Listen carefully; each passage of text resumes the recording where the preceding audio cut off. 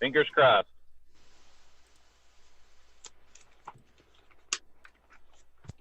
Okay, I got a green lights. Here's my intro. Hi, this is Dale Lear, designer of TRS-80 Color Baseball, and you're listening to CoCoTALK.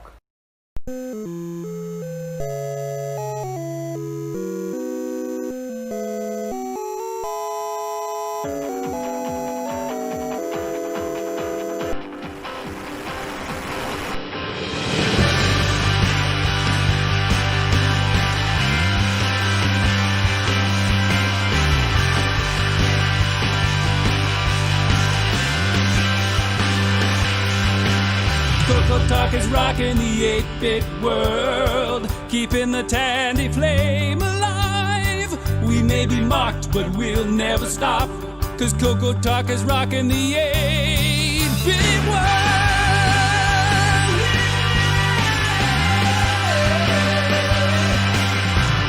This is CocoTALK, the world's leading live talk show featuring the Tandy Color computer.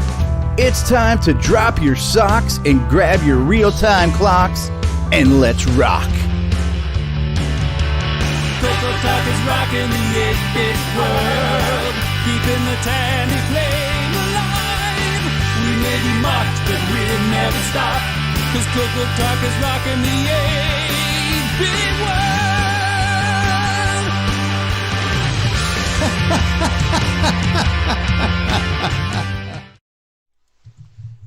Hello, everybody.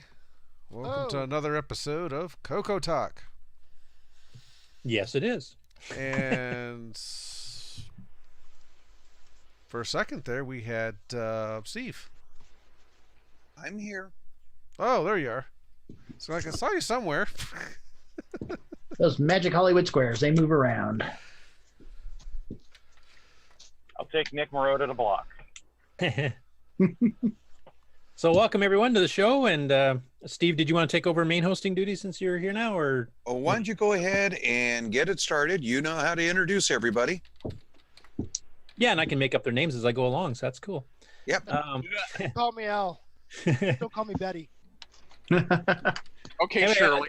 Hopefully the names don't bounce around too much. I know last week it was shifting all over the place, but we'll just kind of go around and see what everybody's been up to the last week. Any new acquisitions, new stuff you've been working on, cool things you've done. Starting with Mr. Timberman himself, Ron Delvo. Hello, everybody. How's it going? I got me a new STC. I got a GMC card, which I put in this case, and I haven't gotten it working yet because I haven't downloaded the testing programs. Is there any software made for that yet? For which one? Only comes on cartridge. Yeah, the Farfall Game Master edition is out, but that comes with the Game Master on the cartridge already. So okay. Myro has some videos on doing some programming and stuff. If you want to. Yeah, and there's some games in development. I think Steve Bamford's doing one that uses it as well. He's got some demo. Right. Cool. I've been writing Outside in the Sun, and we'll have a report on that. And just been playing with my toys in my garage. What can you ask for? The greatest thing. Sounds good. And we'll get to your retrobiting in a little bit later. I know there's been a few people trying it besides yourself too, so we'll kind of right. See what everybody's results have been. They've been pretty good, I think, so far overall. Yep, not bad. Mm-hmm. Myself personally, I haven't done too much. I've been answering a lot of questions on Discord and some of the chats. I got my CocoVJ set up, so I'm starting to work on things there. Go ahead, Ron. Do you actually get sun up there? Oh yeah. Okay. I haven't tried retrobriding anything yet. Good luck with that. It'll So take basically, about a week. I'm starting to work on Dave Phillipson's code because we've been trying to get the CocoVGA, or not the CocoVGA, the CocoMan Junior 2 meg RAM board for the Coco 1, 2, and Dragon to work with Nitrocine level 2, not level 1. So I just started getting I got the code from him earlier this week, and I've just been starting to go through it and trying to figure out, how it's working right now. It partly boots and then it freezes, so hopefully I'll make some progress on that this upcoming week. But that's about it from me. So on to Mr. Mark Overholzer. Hey, the Apple guy. So I got at CocoFest, I got some little ROM boards from David Ladd. They're actually Mark J. Blair's, but they've been modified. And so I thought I needed to get some cartridges for them. So strangely enough, Cloud9 had these for $1 a piece. So I bought 10. Of just Castle of Theriod or just cartridges in general? Just Castle of Theriod. Yeah, Therigraph. Oh, you're an avid collector, that one. I'm gonna have lots of manuals if somebody wants one. But anyway, so I'm planning on putting the little ROM cartridge things there. I need to send one to Qui-Gon. So anyway, that's about the only thing new since last week. So What do you plan on putting in there? Well, Qui-Gon actually wanted like HDB DOS. So David Ladd actually put together a ROM that has basically CoCo 1, 2, and 3, as well as RS-232 pack on a 64 K-bit. Well, I'd be interested in that. Okay. Anyway, I basically just use the jumpers. So whatever CoCo you put it in, you can select which one you want. It's all set up for it. So that'd be great. Excellent. Cool. Next up is Jason Reighard on location at Ham Nation. Did I get it right this time? HamVention. HamVention. I got it wrong. Oh well. Ham Nation's the Ham Radio podcast. You're close. Yeah. At any rate, you found a wicked haul. We're going to go through it in a little bit here too.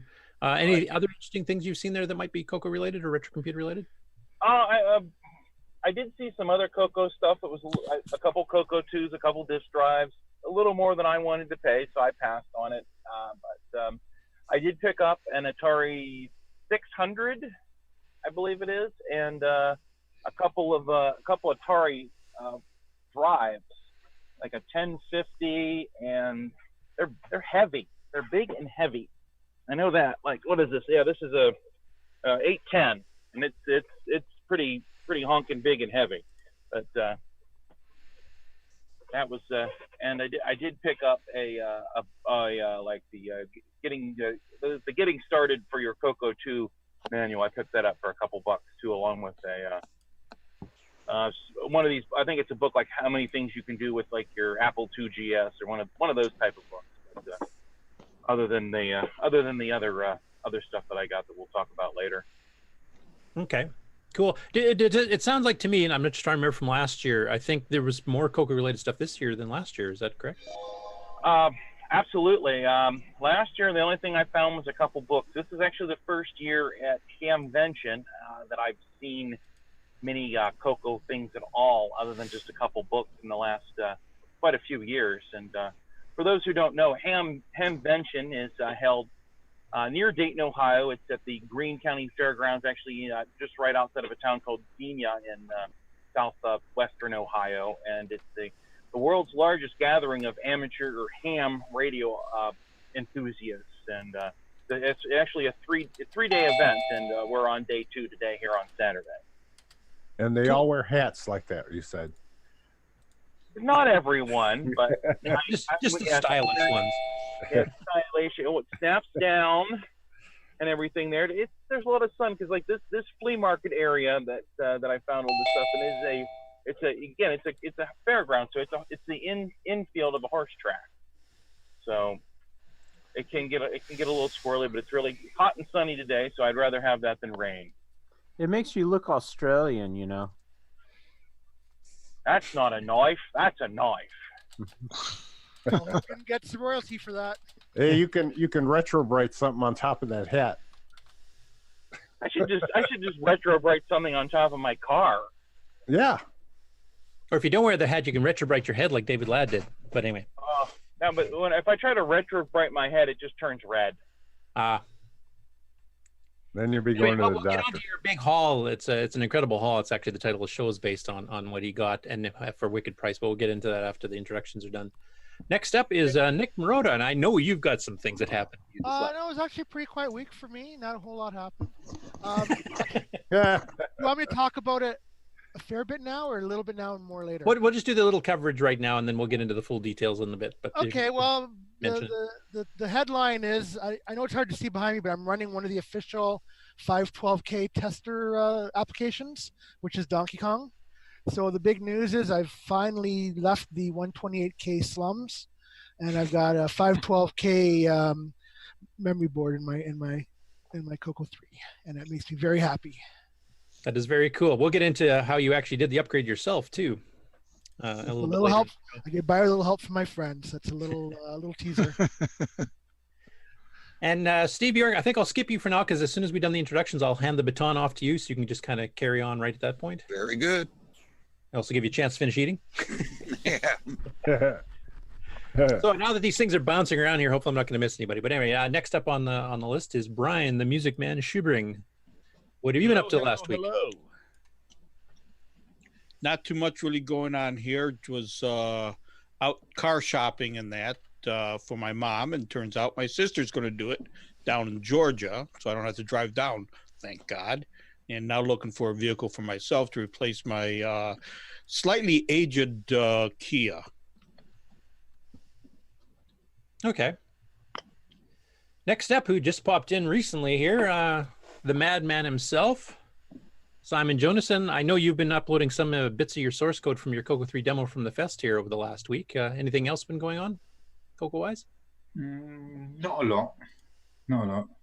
Taking a bit of a break and getting your acclimatized back to your time zone again? Oh, yeah. I'm climatized again. That took about a week. So, but yeah, I'm good now. So I just thought, well, I promised people I'd upload some source code. So it's like, okay, I'll just do it. I just got to comment a lot of it, you know. Okay, cool. Yeah, I haven't had a chance to look at too much of the source code yet myself, but I plan on perusing it a bit more detailed a little bit later. There's a lot of interesting concepts in it, but some of you will be pulling your hair out with all the self-modding, but it's what it is. Yeah. Next up, John Strong, who just also popped on recently. What's your last week of CoCoDom been like? Actually, I was able to start to do a little bit of coding and looking at some stuff. Not too much, but been a lot going on here. We've just put in an offer for a house that's been accepted, so we've been swamped with paperwork with that. But how long before you move? Well, if it goes through, it should close June 28th. If everything goes well. And is that a bigger place where you'll have more room for your printers and all your Coco stuff? Yes, it's a bigger place. We'll be our own place. It's in a little town, and I was hoping a little bit more country area, but it's a small town. I've got a garage, an insulated garage, which is great for northern Michigan. Ron, you're going to have competition now. And actually, you got an antenna tower there. Okay, which I definitely noticed. I've been to HamVention a couple times. I haven't been at the new location, and was actually thinking about trying to make it this year. And with this coming up, it's like, okay, we got to keep all the money we can for the move. So okay, so we should expect a bit of a pause on your Coco output just because you're getting ready for the move and you actually got to do the physical move itself. But after that, you'll have more room to work and hopefully a bit more time. Yes, and so I'm actually back working on my tools some this week, adding some features. It just kind of came like it's a cool idea. I had the idea of something I want to do with it about using it to promote games. So I actually put a feature that I can enlarge my graphics several times right in the tool, and that way I can export it if I want to do a print. As you guys know, I did a poster for a Bomb Squad, and it allows me to resize the graphics right in my tool and do that and see how it's going to look. So I can blow up the sprites and everything and be able to arrange that. So I think it's going to be kind of nice because I have an idea for one of the games in works that it'd be really nice to be able to take the game graphics, enhance it just a little bit, but still keep it the 8-bit look and the same, limited color range. And, cool. We'll have to get a demo of that once you've got it all kind of cleaned up and ready to go. Yeah, it's still running some things a little slow because it's doing some things that, when you're doing, I've upgraded it so things, not necessarily sloppy coding, but coding that didn't need to be real tight. Now it's got to go back and be tightened up and stuff, to handle the differences of, I had it so we could go a 64 by 64 so I could handle sprites, but really didn't plan to use that as kind of like a tile. And now I can blow up tiles up to 64 by 64 if I want, to be able not to use in the game, but to be able to then, create sections from that graphics to export for other purposes.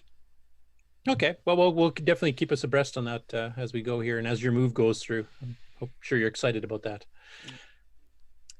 Next up, now they all bounced around again, so I got to figure out who I'm looking at here. Who did I miss?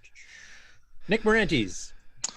G'day, everyone. Not too much to report, except I was going to try putting my doing the retro bright thing with my multi-pack and putting it out in the sun, but we haven't had too much sun lately, so I thought, what the hell? I decided to spray paint it. So my multi-pack was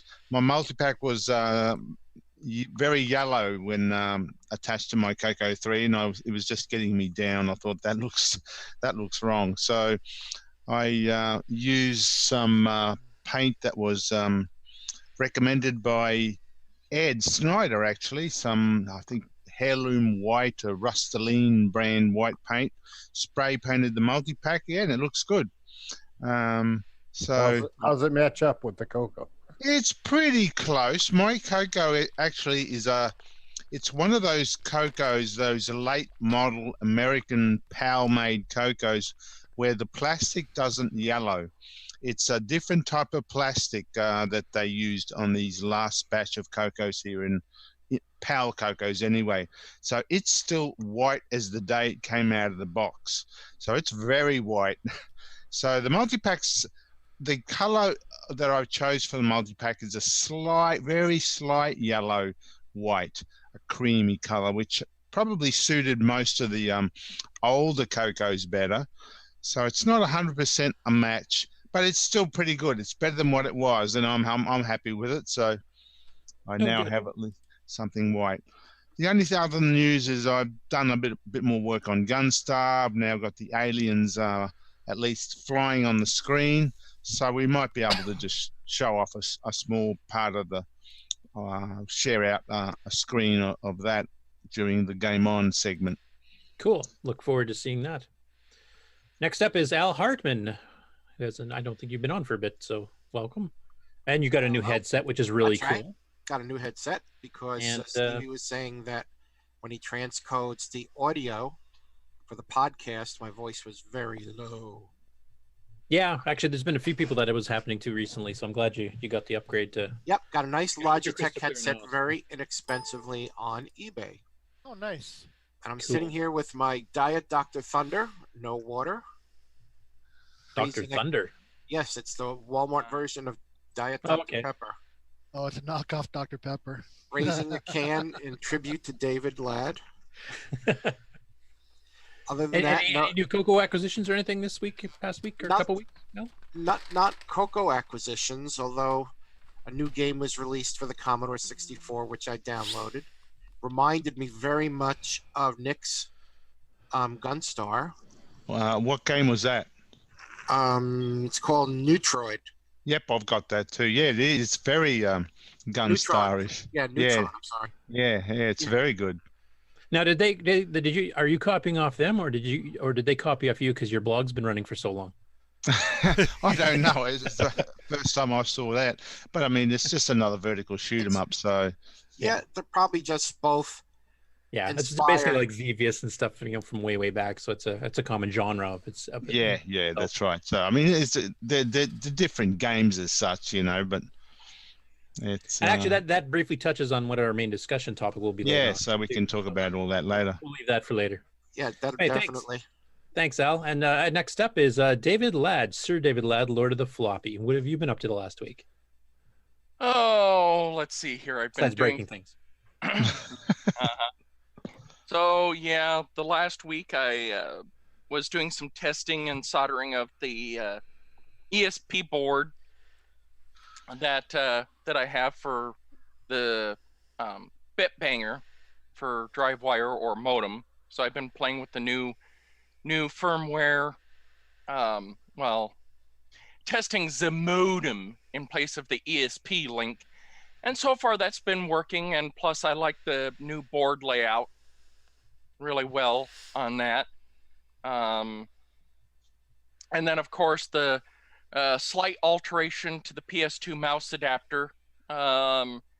using a different microcontroller for another feature that been working on that you thought would be useful. So just working to see how that will work out, but that's pretty much it so far.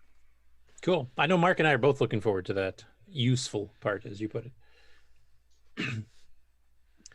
Next up is Boys in Tech, Richard Lerbieski. And what have you been up to the last week? Oh, been doing a bunch of stuff. I'm just right now in shock and awe just how organized and talent the talent on this show has risen. And just from one absence, that's all it took. Yeah, one absence. That's all it took. Amazing. Did you say abscess? Absence. Absence. Yeah. Oh, okay. Anyway, no, I've been working on a few hardware things. I got a new ROM burner in. Well, I had it for a while, and I've been playing with it, and I'm now able to program GAL chips. So now I can do the MPI upgrades. Cool. On the 3024s. And I also found a source for the cassette relays. Those things go out once in a while, and those relays are really hard to find, but I found a source, and I bought a bunch of them. So if anybody has any broken cassette relays on their CoCos, I can actually send you the place where I bought them, or you can buy them from me, one or the other. So and just working on new hardware stuff, and that's about it. Cool. I should mention too the cassette relay. There's one game in particular for the CoCo 1 and 2 by Whitesmith. It was Battle Stations. I think it was a battleship style game, but they actually have a little Morse code sequence at the beginning of the intro screen. It actually uses a cassette relay to click like it's doing Morse code. So if you want a good test to see if yours is about to die on you, that's probably a good game to try. I forgot about that. I thought that was so cool back in the day. Yeah. Shocked me the first time because I wasn't expecting it. It wasn't sound from the speaker, it was sound from inside the computer itself. I'm going, what the heck?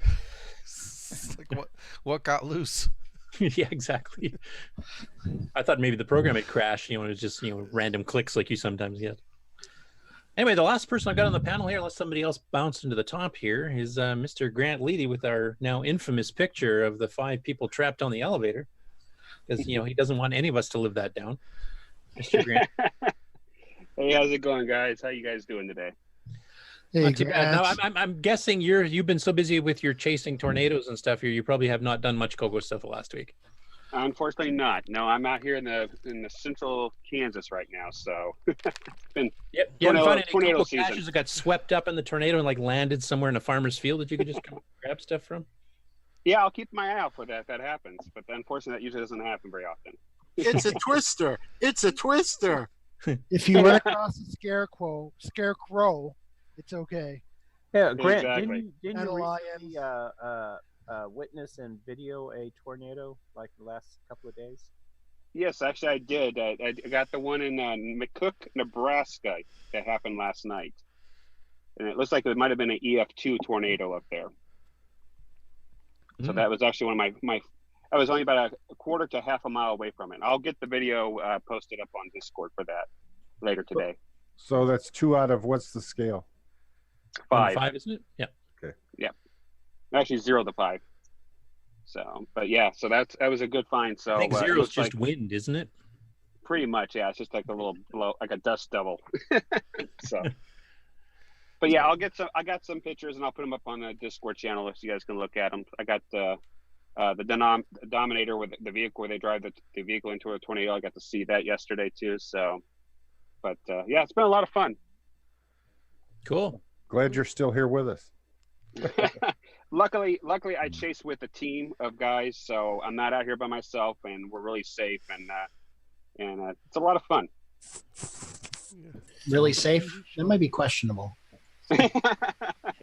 But just a comment on that, these guys are doing pictures and stuff, but we just recently had a situation that came across on the ham radio news where a team of spotters actually was able to warn a town and get people to take shelter real quick. So it does provide a very useful for the community around them. Yeah, it's also good for scientific research too, to get better predicting them and stuff too. So, but it's not very useful when Grant is around. Yeah, he's kind of a distraction, but. Hey, I am certified, and I am a. Oh, you're certified, all right. Oh, sorry. Thanks, Curtis. So I should have better. What time do we have to check him back in? Yeah, right. To take off that funny jacket with no sleeves. It's like when I saw the end of use page and I saw it said Dave committed. I said, yeah, it's about time. Thanks, guys. Thanks a lot. So have we said hi to Brian and John yet? Brian, we did. John, we okay. said hi to both of them. I might have So been the distracted. last one up here, and definitely not the least, because he's the host of the show today, is Mr. Steve Bjork, and I'll be passing the baton off. I will mention, just so you know, Jason wants to do a bit of a report on HamVention, and he wants to do it at near the beginning of the show here because his battery's going to run out or something silly like that. Oh, I thought we'd just wait a little bit so that his battery would die in the middle of his thing. It's more dramatic that way. Did Mark B have anything to say?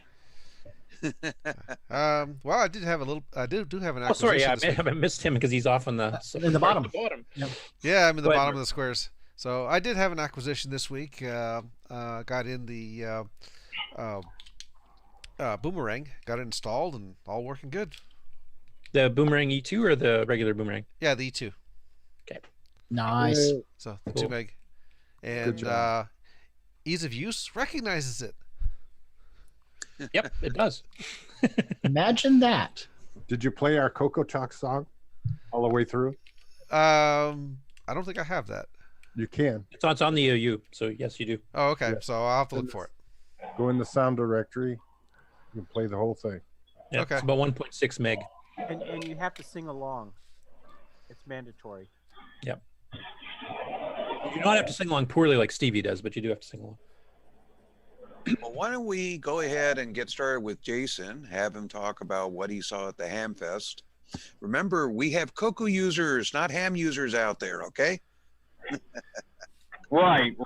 And I am live here from HamVention. Kind of out in the flea market parking area right now, but yeah, we'll keep it CoCo and retro. I picked up some good hauls this time. Again, HamVention's the world's largest gathering of ham radio enthusiasts, as I like to call it, or amateur radio enthusiasts, and I am one, as other ham users. Or I actually did talk to a couple people that were CoCo users or knew about the show today, and fella said he had did some ham software programming back in the day to run some ham radio equipment. So that was a pretty interesting guy to talk to, and he had heard of the show, so that was pretty cool. But what I am.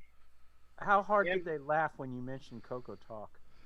Oh, he's like, I've heard of that now, because I mentioned that I'd gone to CoCo Fest. He's like, they're still having that. I said, yes.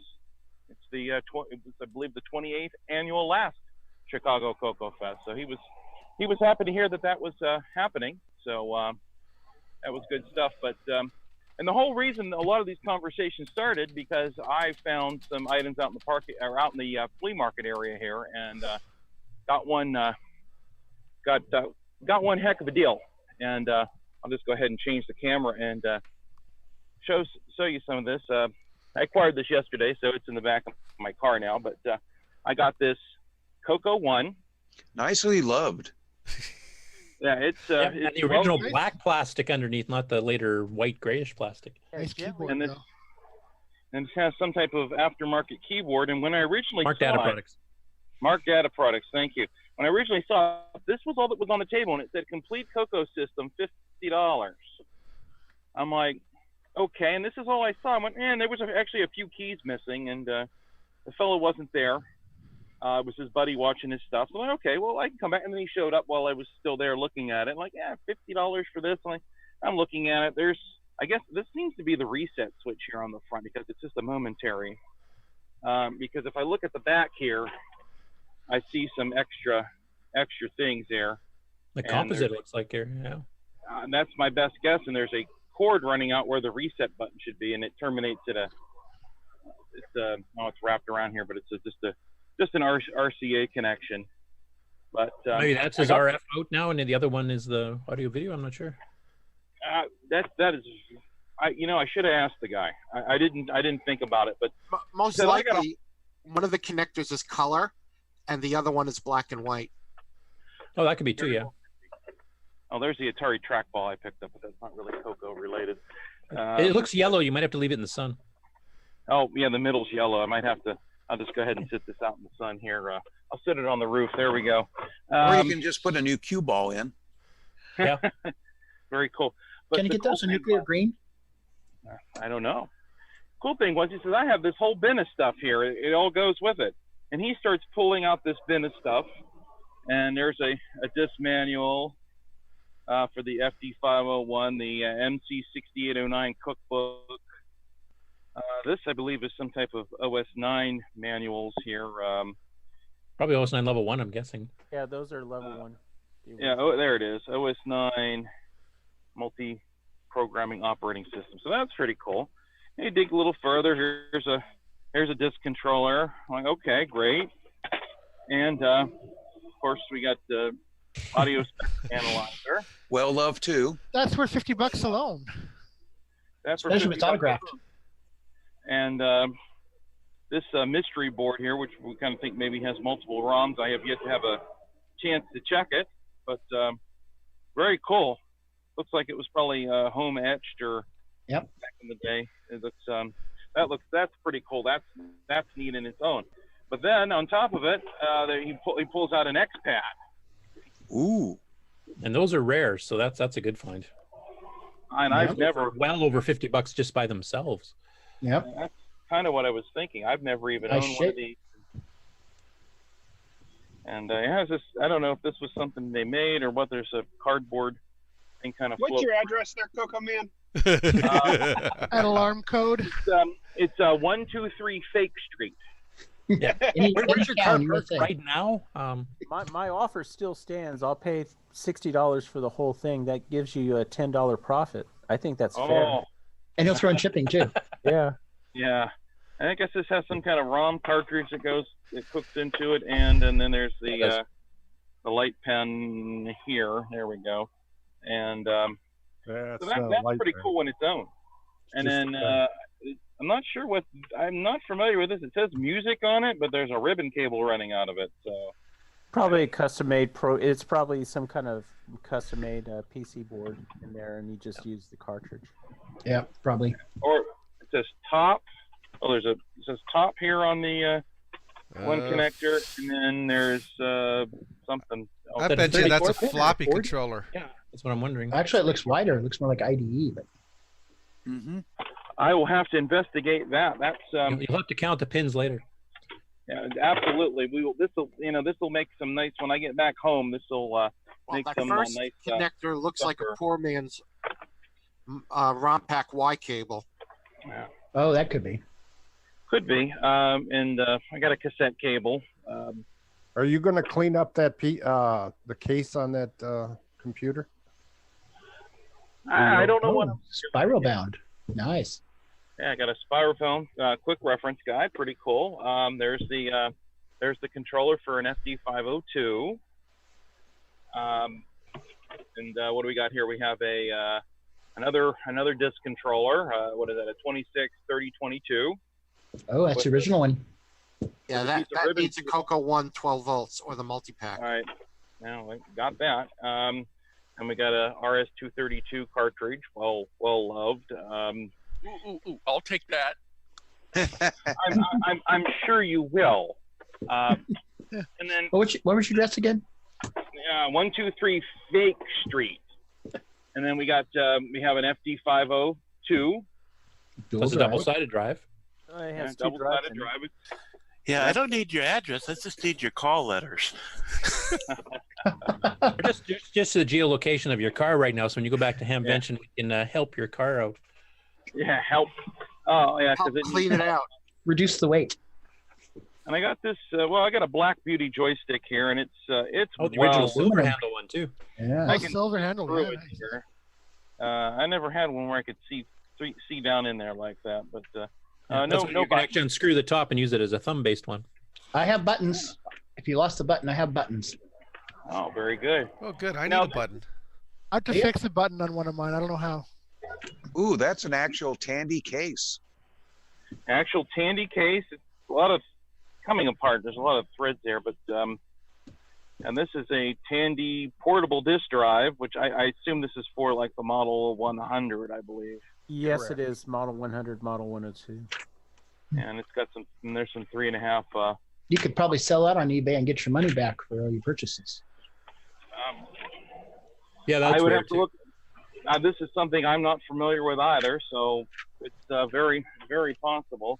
I'm making a mess in the back, but when I'm done here, I'll pack it all up again. And there were a couple binders in here. I think some of this is, oops, that's upside down back here. 6809 Flex adaptation guide. So that's Is that the Frank Hogg Flex, or is that from Spectral, or which one? Technical System. Oh, TSC. Okay. Consultancy. Yes. Looks like there's several manuals in this binder here. I'm looking. Hey, yeah, go further in that manual and just open it up. It looks like tech tips or something like that. Just keep going. Those aren't it. Debug package. Okay. Really hadn't gone through a lot of this. Well, important notice: Pascal users manual. There's a lot of stuff. Wasn't TSC the main manufacturer of Flex? I'm trying to remember. I think they were. And then they licensed it to other people to port it to specific machines. There is still something inside that case. Oh yes, yes Your there is. Storage unit, storage holder. Yeah, there's more. Oh. And then finally, I got another book here.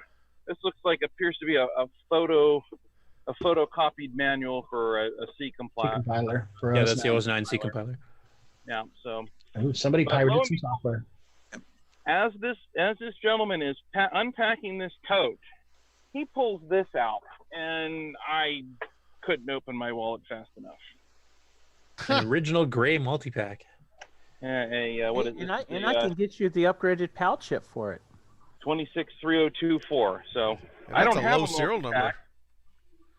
Oh, is it? What's the serial number? 3008 or something? Yeah, that's a low serial number. Oh. Hey, it's missing a foot. I don't know how many multi-packs were made, though, so I don't know if that's really low or not.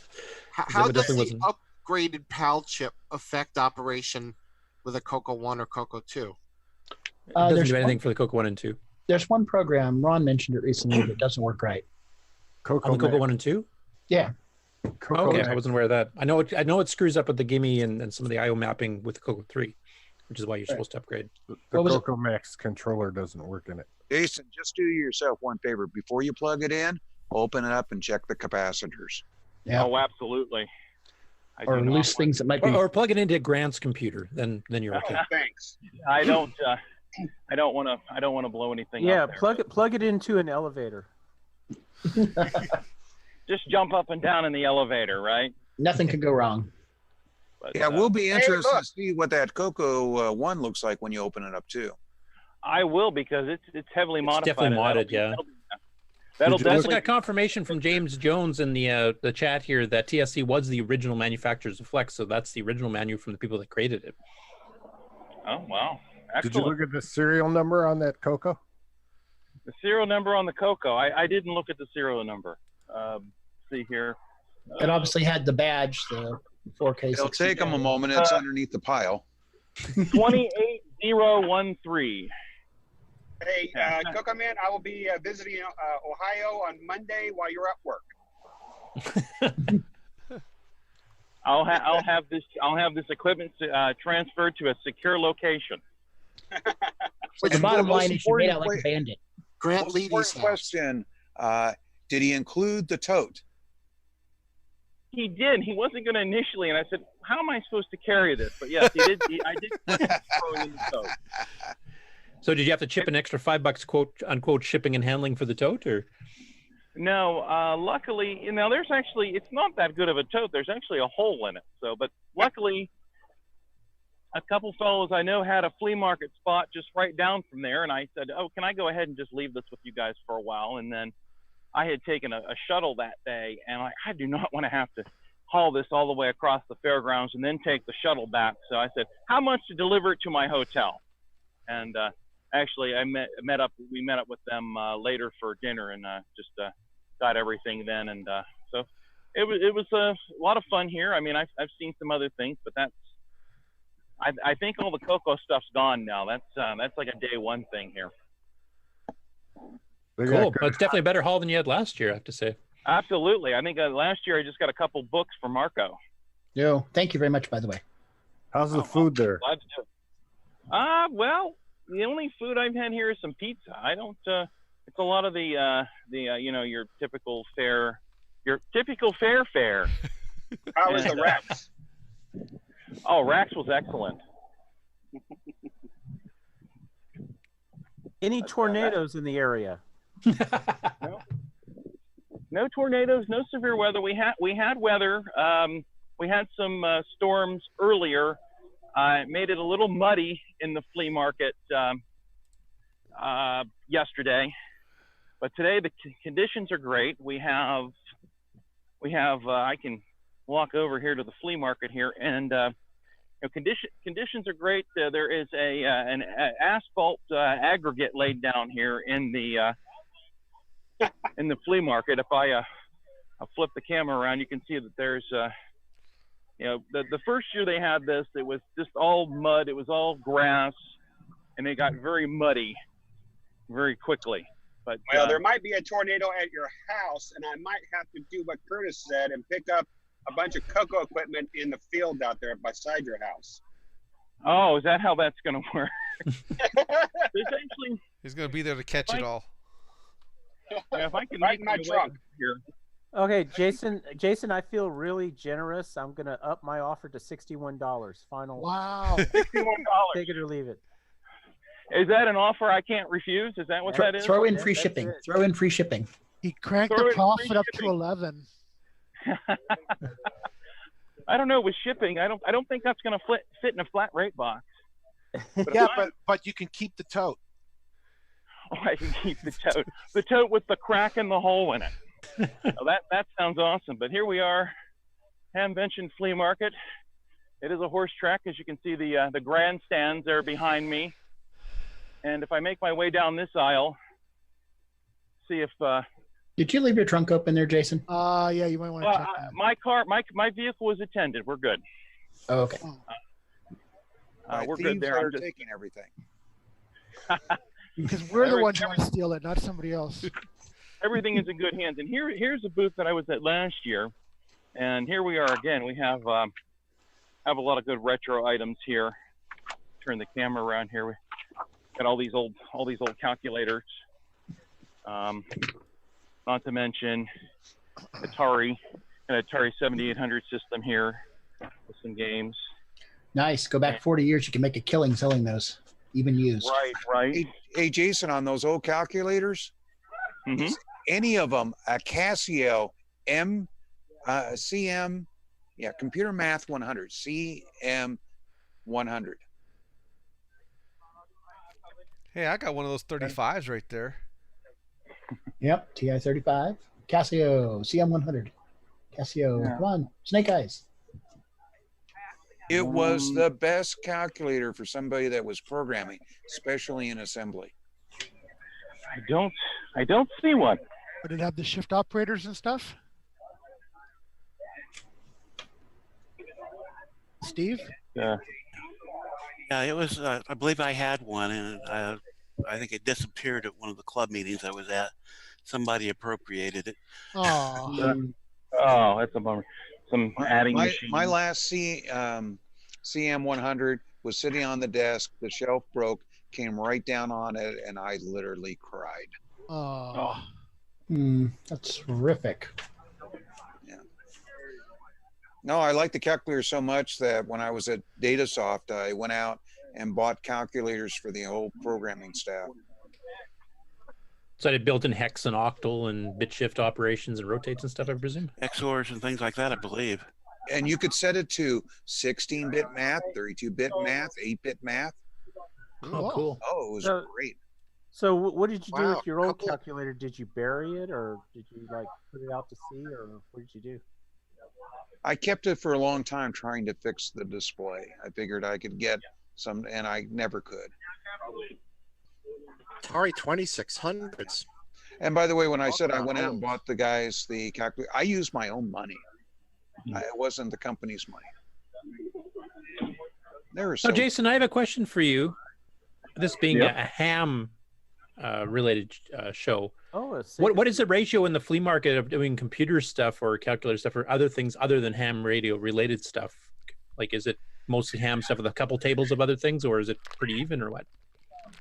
I would say it's mostly ham stuff. I mean, this is one of the exceptions here with all this retro equipment. I mean, you'll have somebody that they might have radio stuff and have some of this other stuff on the table, or some newer type computer stuff. But yeah, I'd say it's probably 80% radio related. I mean, this booth here, I like this. This is where I was. I went to this one last year, and it was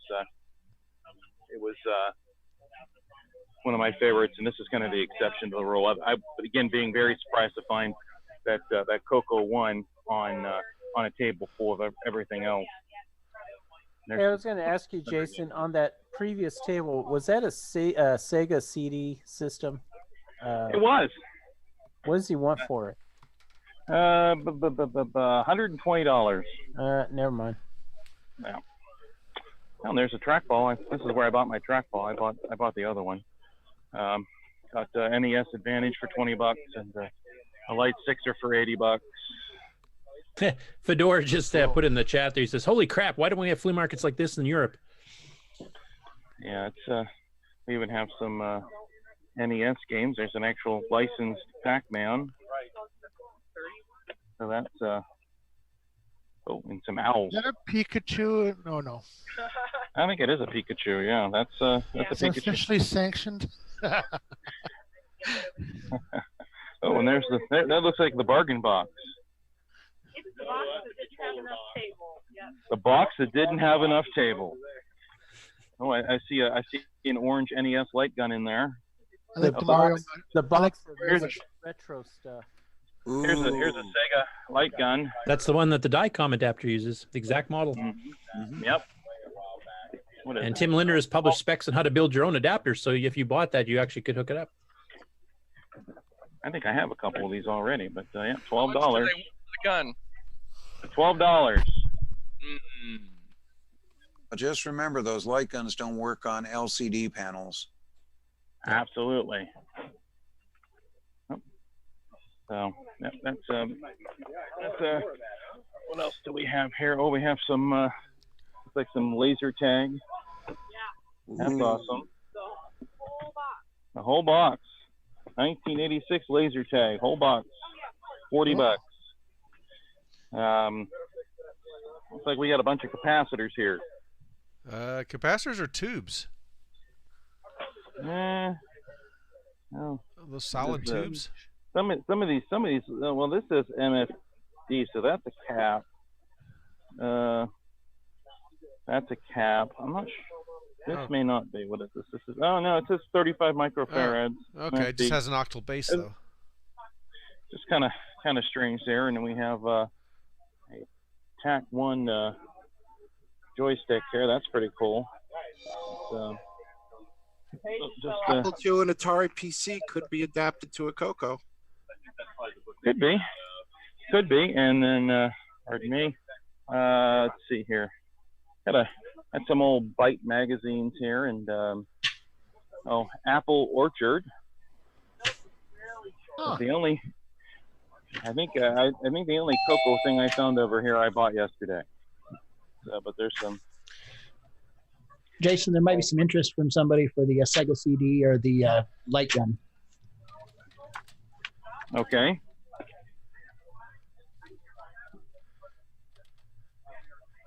What else we got here? Oh wow, what is this? This is a telephones.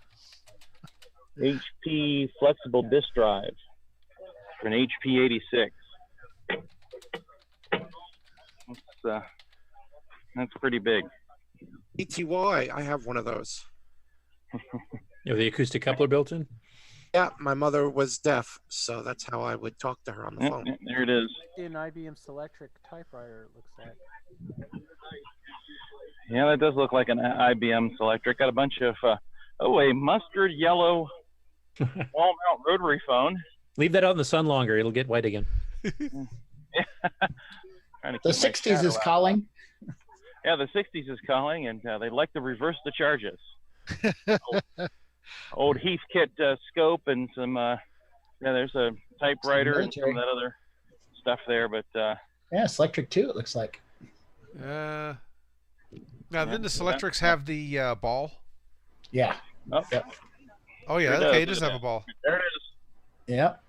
They had some of the nicest fonts too. There were some magazine articles on how you can convert those to a printer. Yeah, I was just going to say, a guy I worked for had a Selectric typewriter with this box you put over the keyboard, and you attached it to the parallel port of your computer, and you could turn the Selectric into a daisy wheel. There are actually that interface was pretty common. If you had what was it, $400? Yeah, this would give it. This would put a parallel port on it. It was in Radio Electronics magazine, I think it was.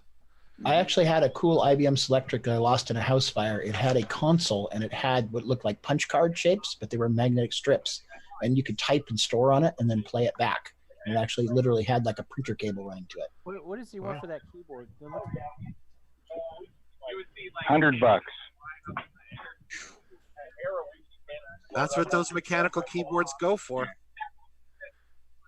Yeah, $100 for that. So a Mac back there. Our Mac. What'd you see? On the other table, there was a tower-based Mac. Oh, Jason, Oh, is that what that why is? don't you hit us up with a few Yep. more items, and then what we're going to do is look at Yeah. doing the break. Sounds great. Sounds great. Okay, yeah, this Power PC Mac we have here, I remember some of those. Yep. And I'm thinking that's Is that a is gonna Telstar down on the probably be right just there or about something? it here. On game? This is a Sony 3-channel mixer. Oh, okay. Couldn't tell. Is that from what the you're looking distance at? here. Yeah. Yeah. I just saw the paddles. Yeah, so. I could see where you would think that might have been a Pong machine, but that's I think that's all I really have, and I'll check the messages here in a minute if there's a message for me or something. And Hello, I'm David Ladd. Thank you for watching. Sorry, wrong button. Thank you, Oh, Jason. button. That was good. Well, that's it. Yeah. So, my pleasure, and reporting from HamVention 2019. That was interesting. Thank you.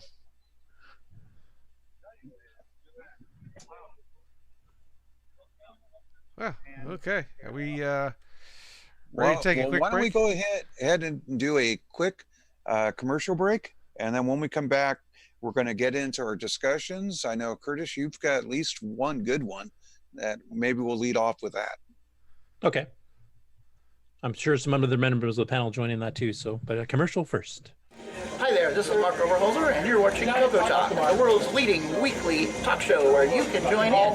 Hey, come watch us and see what's happening in the world of Coco.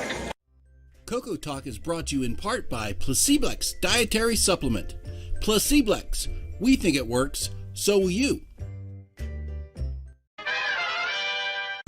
What's going on, everybody? Stevie Stroh, and I want to say thank you for continuing to watch and listen to CoCoTALK.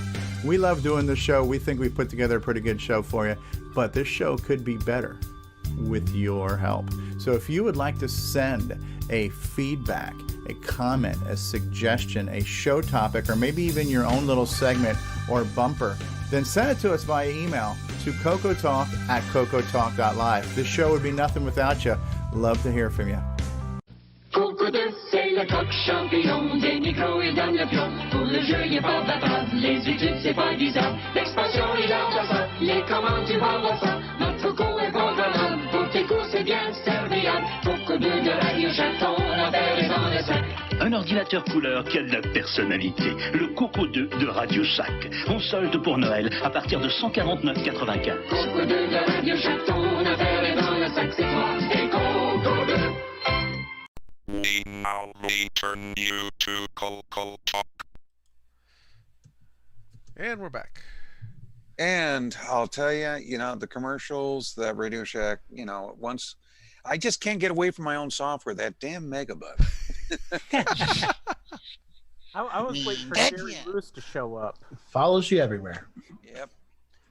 Now, Curtis, you had an interesting discussion that would probably be good to lead off with.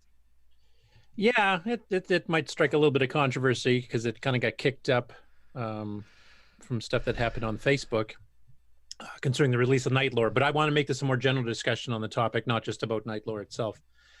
And that is about the fact about doing ports or transcodes, etc., and then get into the morality legalities of doing it. I mean, this is something that's been affecting the software industry for decades. I mean, if you guys might remember the old timers, especially like Odyssey got sued by Namco for making a Pac-Man clone that they eventually had to change and rename Casey Munchkin to get around some copyrights.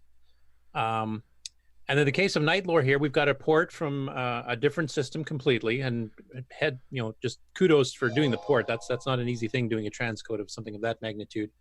And we've had transcodes like Donkey Kong and Pac-Man as well recently. I guess the controversy has kind of come up a little bit is because it's being sold, and most of the transcode ports have usually been done as free. I think mainly to help alleviate people from getting legal cease and desist notices from companies. And I believe, and you can correct me if I'm wrong, Steve, I believe Nightlore is actually currently owned by Microsoft. They bought the rights a few years back. I'm not sure. I would have to do research on that. Okay, I remember somebody had mentioned that technically the rights are not abandoned. It's not like a company that shut down and no longer exists. And that also gets into the legality of abandonware, which I wouldn't mind touching on a little bit too.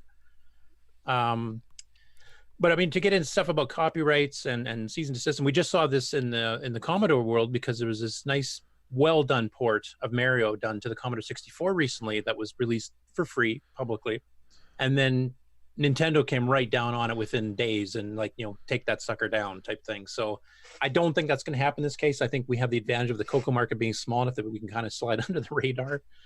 So I don't think it'll be an issue with Nightlore, and it's an excellent game. I watched it at the fest. I guess the controversy though is if you're porting somebody else's code or doing an exact clone of it, should you be trying to legally sell it per se? Now, obviously in this case they're selling it as a cart, so there is physical costs involved of the case and the ROMs and the boards and assembly and all this stuff, plus manuals and everything else. So I mean they would want to recoup some costs, but there's the potential of being some legal problems if somebody that holds the current copyright decided to come after them.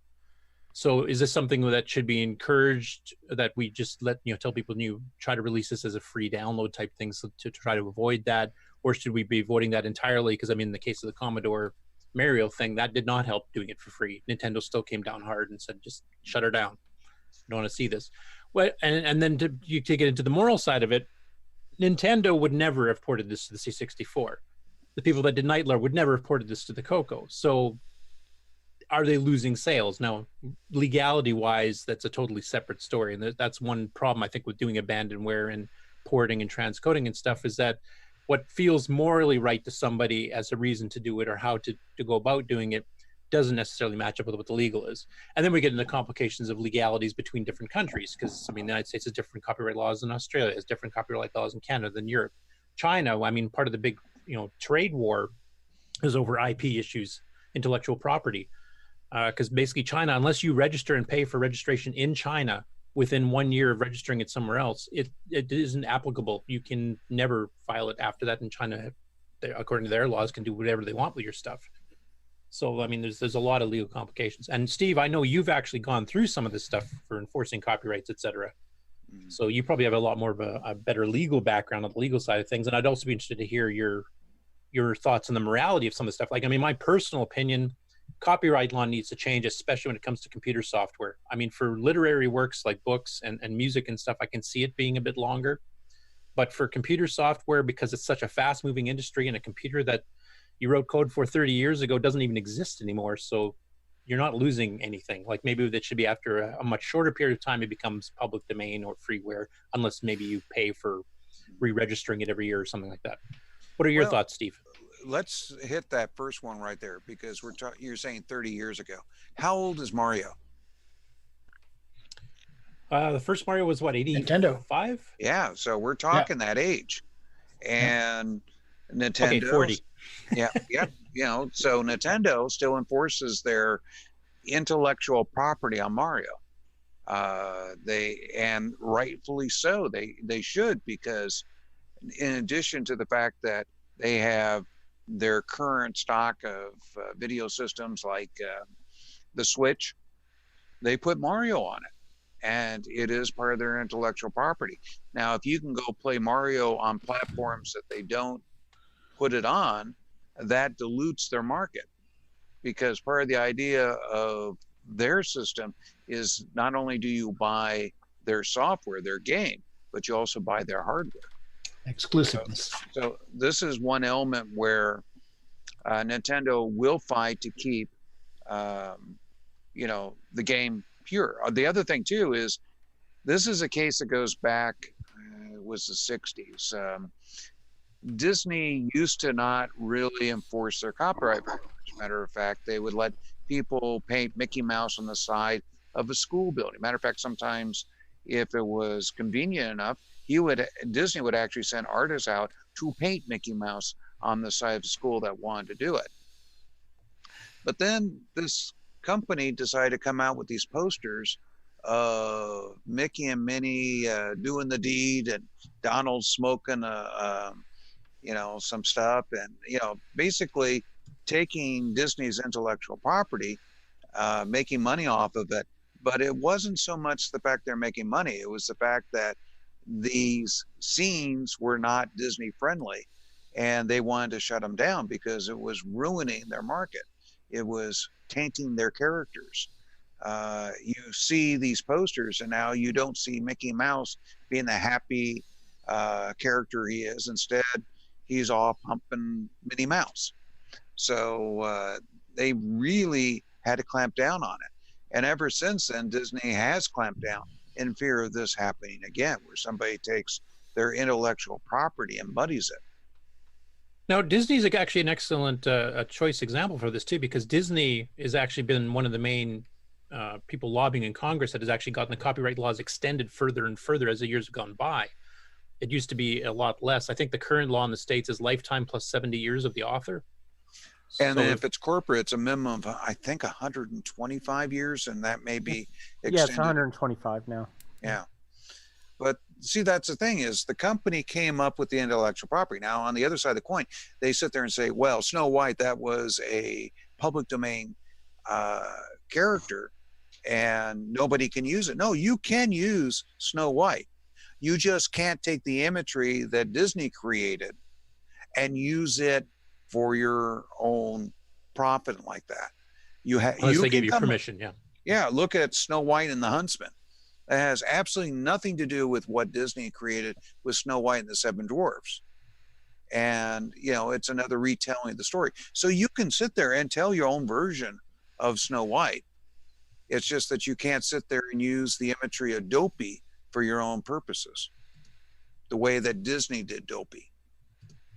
After all, Disney was the one that named the dwarfs when he came up with the movie. So that's you know, I've heard the argument before about nobody can do Snow White. Yes, you can do Snow White.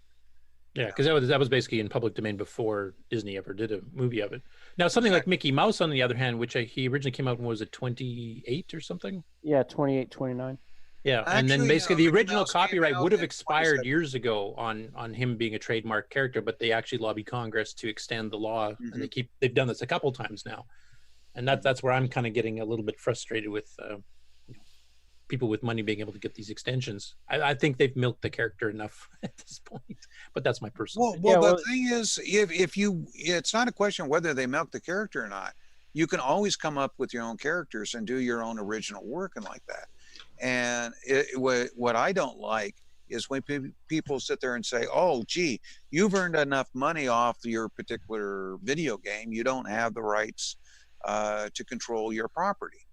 And that's like saying Disney doesn't have the right to control its creative property at work.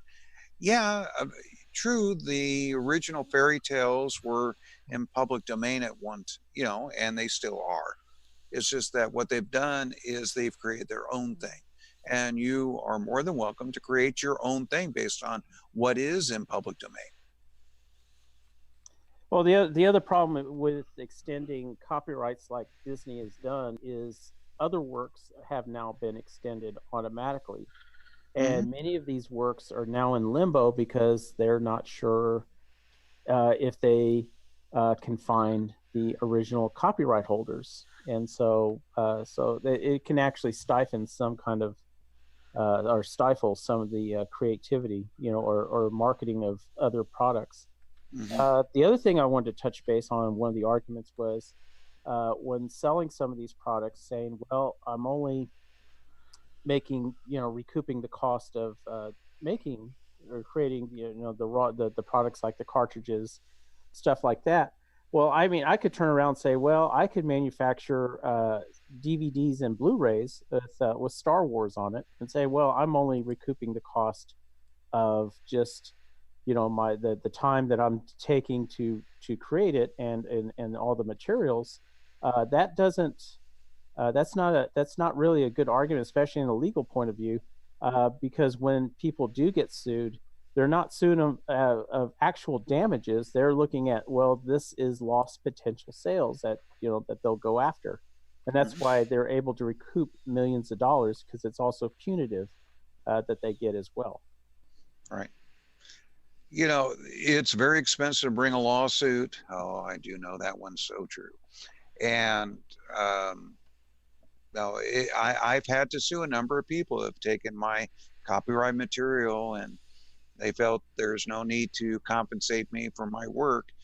And this is stuff that I produced and was only copyrighted 2 years earlier. But they supposedly, well, it runs on this system and that system is, Creative Commons, but your software can't be Creative Commons. And it gets messy. And the government is trying to go through and take care of issues of orphanware and, what the rights are and like that. But still, part of the whole situation is, does the creator of that material have the right to make profit off their intellectual property? Now, in the case of if they do, how long do they get that right? I mean, that's like some of the patents with drug companies is an example, which actually affects public health. Exactly. Where you can't do generics up until a certain amount of time, but Well, that's the thing is, I also own a number of patents too, and those patents have all expired, and that's what you go in with it. Now, true, a lot of my copyrights, when they came in, they were much younger, but still none of them have expired based on the old copyright when I created it. They've been extended, but they're still there. And I guess maybe another reason why I'm so sometimes get upset at how people treat copyrights is because I'm on the side of the coin that has lost so much money because of one violation of a particular software program, that a copyright, a order that would have gotten me $250,000 was canceled because the game was pirated. See, I could use that money today. $250,000. People have unwarranted expectation. I don't know the right word to use. They just think that software programmers become millionaires from the games, and they don't realize how little the programmers actually get paid, and most of the profits remain with the publisher, who also has expenses such as advertising and customer support and processing other credit card transactions, all kinds of things. Yeah. Oh, sure. I mean, there's a lawsuit against Apple right now that's actually the Supreme Court has approved to go to full Supreme Court trial over the App Store, and the fact that because they have a monopoly, and I mean they're not making much money. Most of the apps are free with advertising or 99 cents. So, and then Apple takes a 30% cut on that. Well, let's bring it back to the main part of your question also, especially in regards to the software. We're talking about a translation. Technically, the code that's in the game is not the same copyrighted code. Yeah, it's completely different, actually. It's a translation of the copyrighted code. Yeah, it's algorithmically the same, but it's on a different CPU with different video hardware and everything else. So like none of the code is common. And that's, I don't know the legality of that. Do you, Steve? You know what the legality of that kind of thing is? Well, this is something that was brought up in one of the legal classes I was in.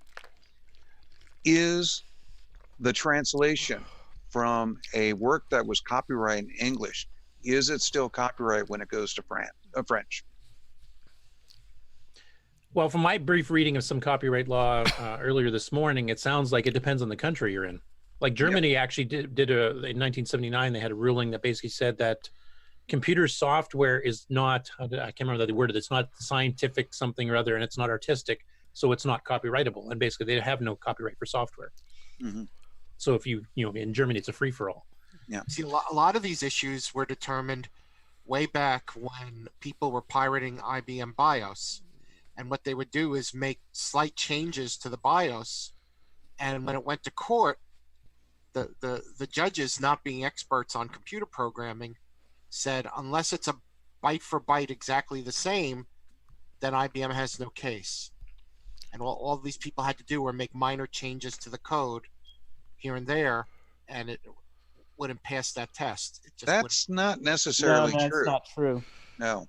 If we look at the case of the first real BIOS for a PC compatible computer, they did a white room translation. You had a group of people that studied the ROM and figured out every nuance of what it did.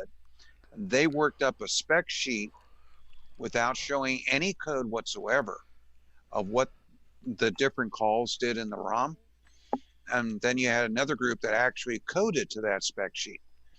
So there was a physical break between the people that knew the ROM and saw the ROM and understood the ROM. But that's not what I'm talking about. I'm talking about the Taiwanese companies that would just sell you IBM BIOS, the actual IBM BIOS, and they just make minor changes to the code, like change strings in the code so that it didn't say IBM, it said, you know, whatever 3-letter Taiwanese company. Every case I saw in that, the case went towards the owner of it. There was a case where they actually the lost day. those cases. Yeah. Okay. Because you also had a case back in the 90s with ARC, if you remember the archive ARC along with PKZip. Yep. What PKZip did was basically do exactly that. They just changed some of the coding of ARC, and they lost that case. Mm-hmm. Yeah, PKARC lost. That was Phil Katz.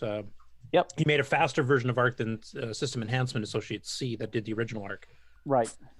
Yeah. So yeah, and many times even AT&T sued BSD for the same thing because they said, hey, you're using some of our code in BSD. So and again, they had to change all that code. So yeah, that's not correct. All right. Yeah, getting back on the thing I was talking about where you had the clean room translation, that was to avoid a lot of the legal issues as far as some of the patents and definitely the copyrights that were in the IBM BIOS, and keep it from them getting sued.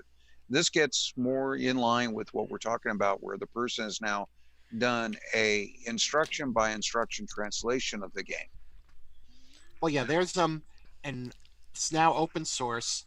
Someone was re-implementing the Mac OS toolbox, and he was re-implementing it originally for the Next station, and then that got ported to Linux and Windows and DOS, and that's called Executor. If you look at that movie, not Pirates of Silicon Valley, there was the other one. There were two. Halt and Catch Fire. No, that was a TV show. I'm talking about a movie. The guy's name is Cliff Matthews that used to own the company ARDI, and I bought the one, like the 0.9 version of it, the pre-release version, because it was in Byte magazine as a big thing, and he was gonna eventually get it so that you could load Mac OS right on top of his toolbox ROM, but he abandoned the project at one point. Someone has recently picked it up. but of course it's not really much use because no one's running 68K max anymore.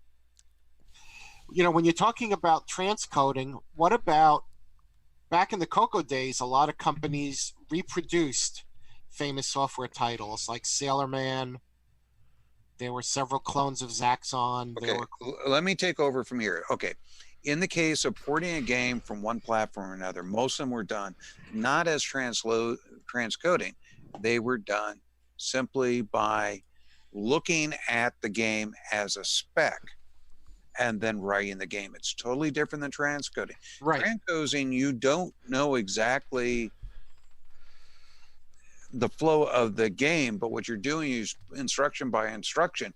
You're translating what's going on, what the CPU is doing to get that going on. Or in the case of these ports, you are looking at what was done. A good example was when I did One-on-One, the basketball game.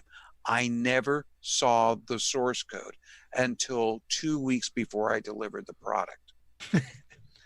I looked at the game, watched how it played. I created my own specs for how well the player, you know, Larry Bird and the other guy played. Jules Irving. Yeah. Jules.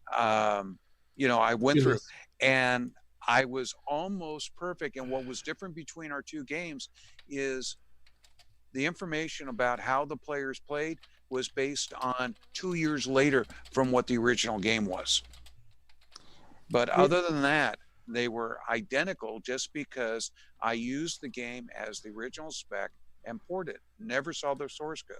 Now, in the case of Arkanoid, I was able to get a little bit of the source code, but the main thing is I got all the maps.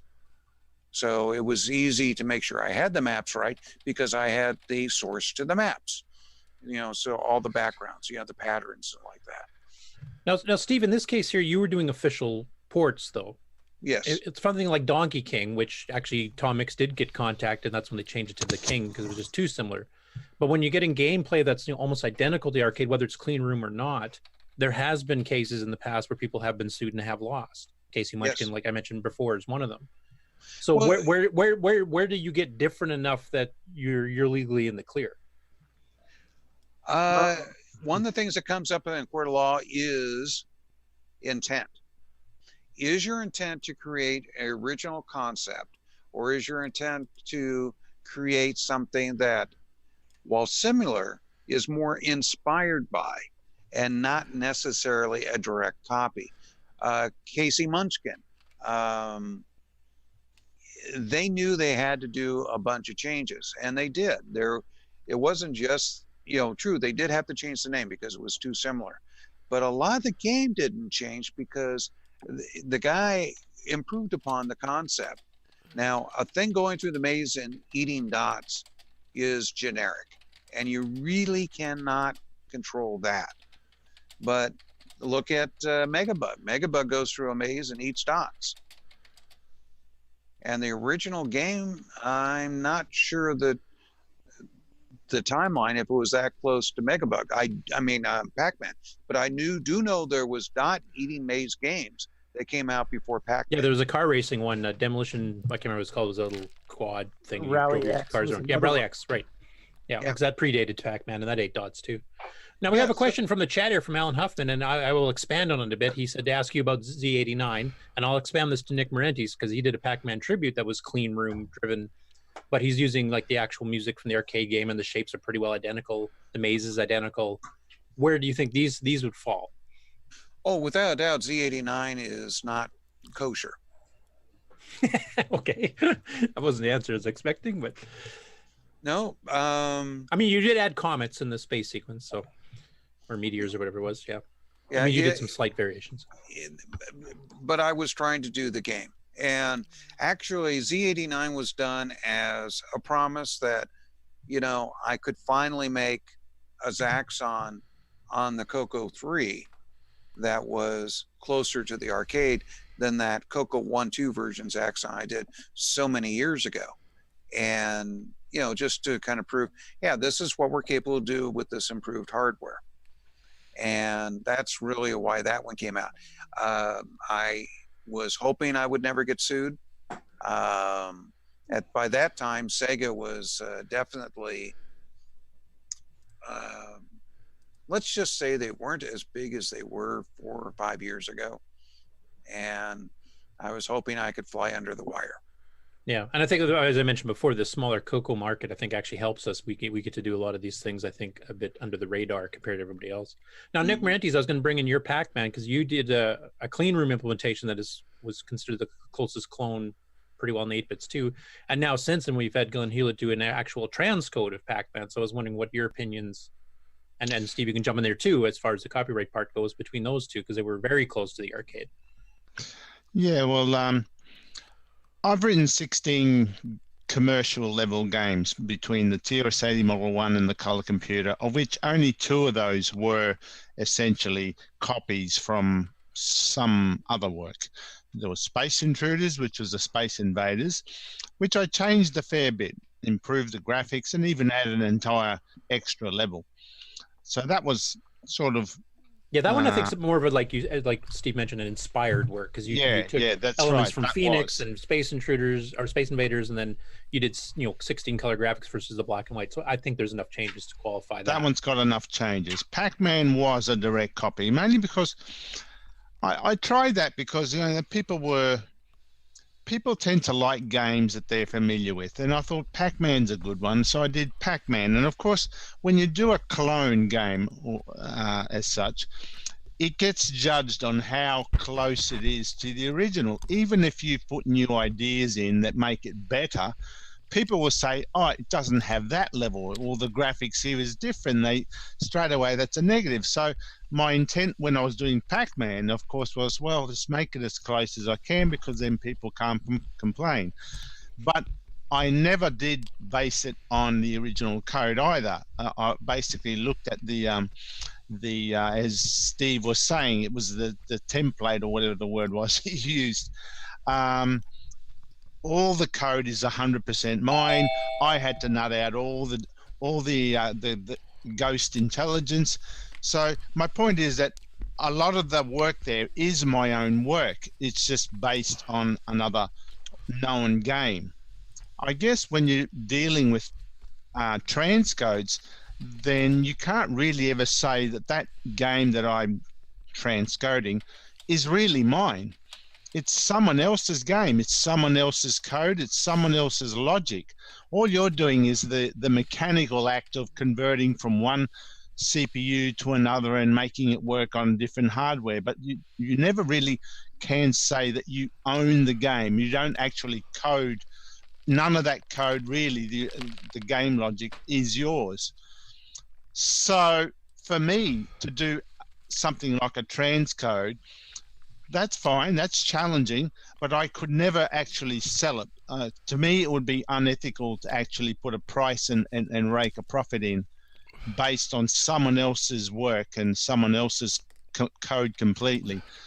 So that's my side of things. I've never really been a fan of doing these sort of ports of existing programs. That was just Pac-Man and Space Invaders were just 2 that I did because, well, everyone else was doing it. So, but most of my software has actually been original games, and they're the ones I'm more proud of because they are my games.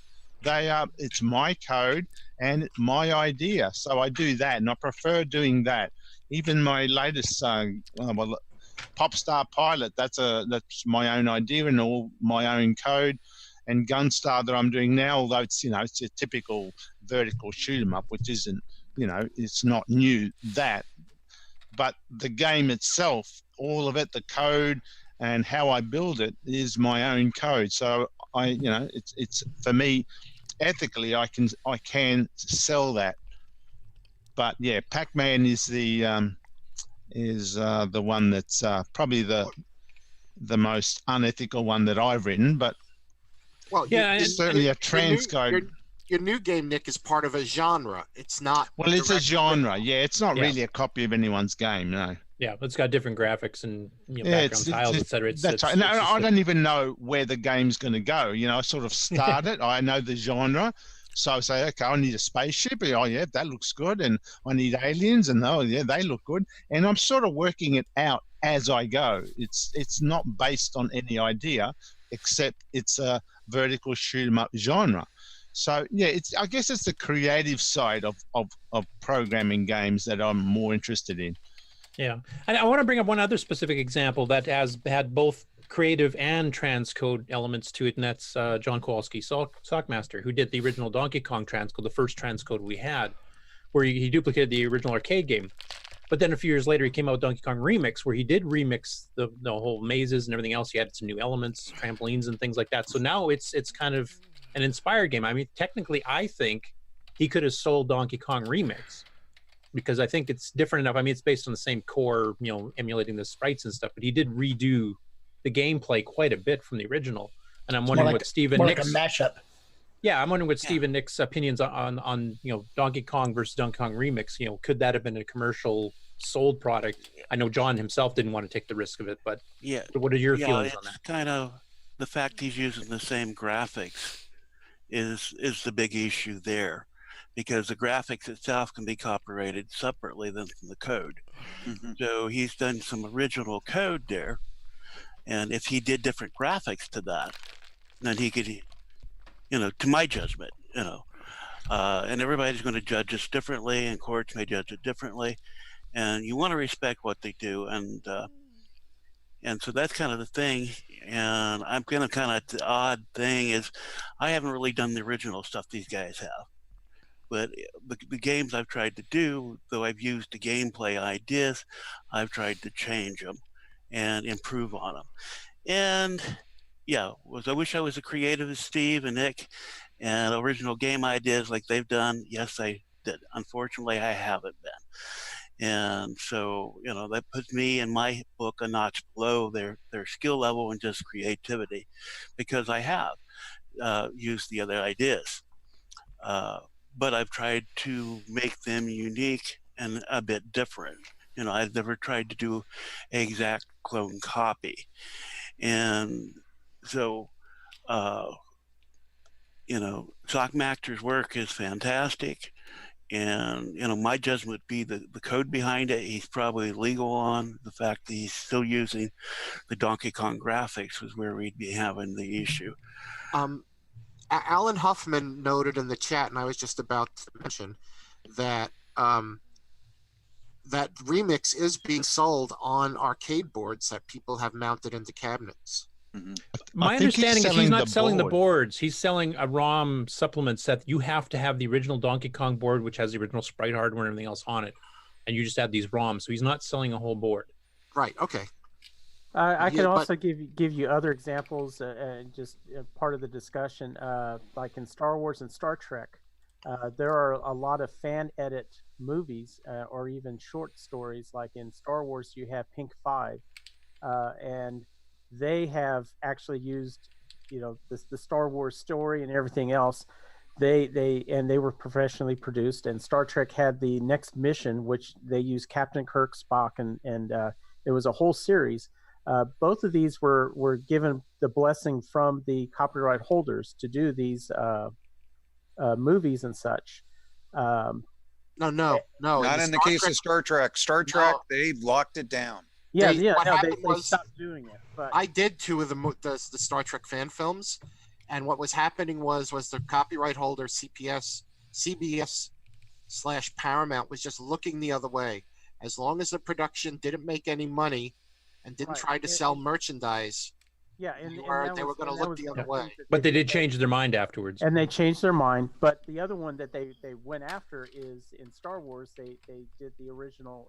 They redid all the movies back to the theatrical releases, and of course they're trying to get that shut down, even though it's still on the internet. But they keep aggressive. Yeah, but Lucasfilm now has, and CBS now both have guidelines for making fan films, so that you can now legally make a fan film, but there are restrictions on what characters you can use, how long the movie is, how much money you can raise to make it, and how you portray them as well. Yeah, because what happened with the Star Trek, I'm not going to mention names, but there was one producer who raised $1.5 million to make a fan film that everyone was really looking forward to. And then it turned out he mishandled the funds. He paid himself a salary, paid his girlfriend a salary, rented cars flew to conventions. Okay, Al. Let's stay All right, on the but subject of CoCo stuff and where that pertains in there. We're drifting off the main subject. Anyways, also Richard, may want to check the position of your microphone. You're pretty quiet. Okay, can you hear me now? Slightly better. Okay, sorry about that. Anyways, but getting back to the subject about translation and like that, and whether or not you could get sued or get a takedown notice. A lot of it has to do with the power and money behind who owns it too. I have to admit, when it comes to me doing takedown notices and stuff like that, I've got to protect what's going on, but I got limited resources to do it. Companies like Nintendo, Disney, and like that have huge amounts of resources and good reasons to protect their intellectual property. In the case of the one game that we're talking about here, it could be somebody that's got some strong interest in protecting their copyrights and intellectual property. But the thing is, we're also looking at a small market. We're not talking ethics here. We're talking about, financial rewards, and it's worth to do something like that. So the translation of this project on the CoCo, given away, most likely, I don't see them getting into trouble. Them selling it, they're muddying the water a little bit, but the thing is, I think we're talking about a small little stream, not something like the mighty Mississippi as far as trying to go up the stream.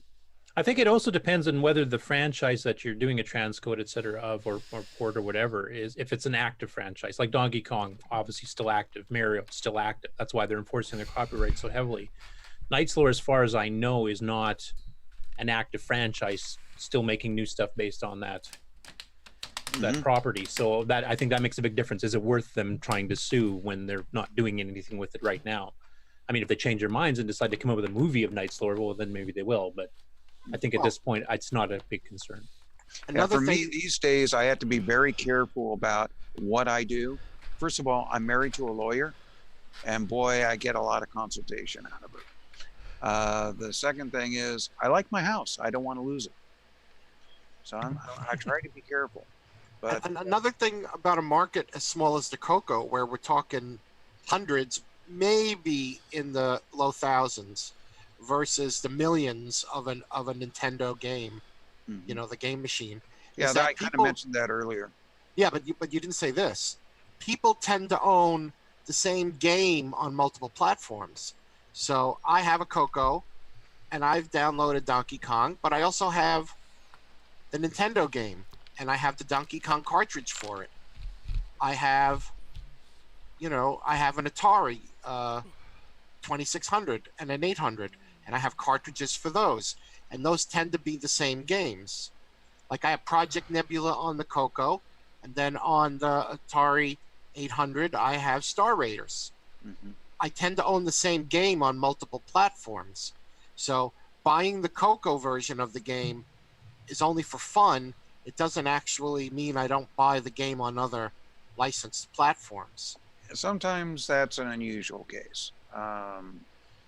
Once again, because the CoCo is a small market, I think, in this particular That's what I'm saying, is that it's such a small And that's market. the reason Nintendo came set down so hard on the Mario clone on the C64, because C64, even though it's a retro platform, it's a huge platform. Millions of C64s. And they were giving away for free. I mean, they were not making money on it, so that wasn't part of the issue in that case. But they came down, like I said, within days, and it's they've been trying to take it down ever since.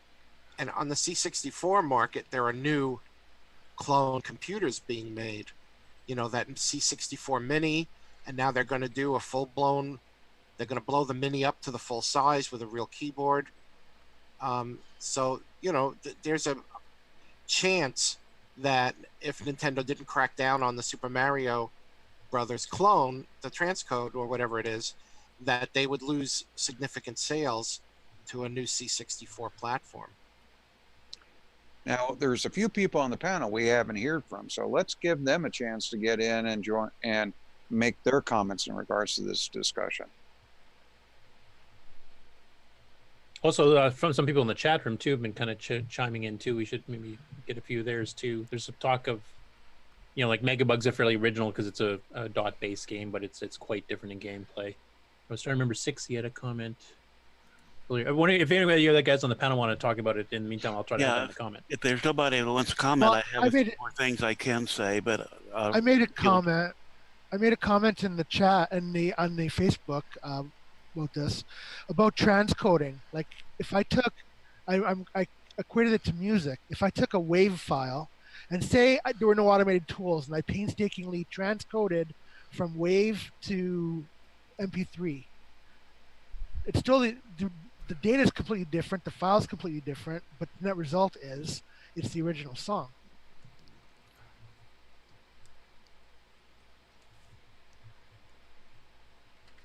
That's somewhat true, yeah. So it's just a different format, right? It's a different format. So the net result, though, is that you play this different file through a different piece of software, you get the original experience. Now, I think that's where Steve was getting into, you know, doing an inspired by game versus an exact, as close as a clone as you can possibly make it.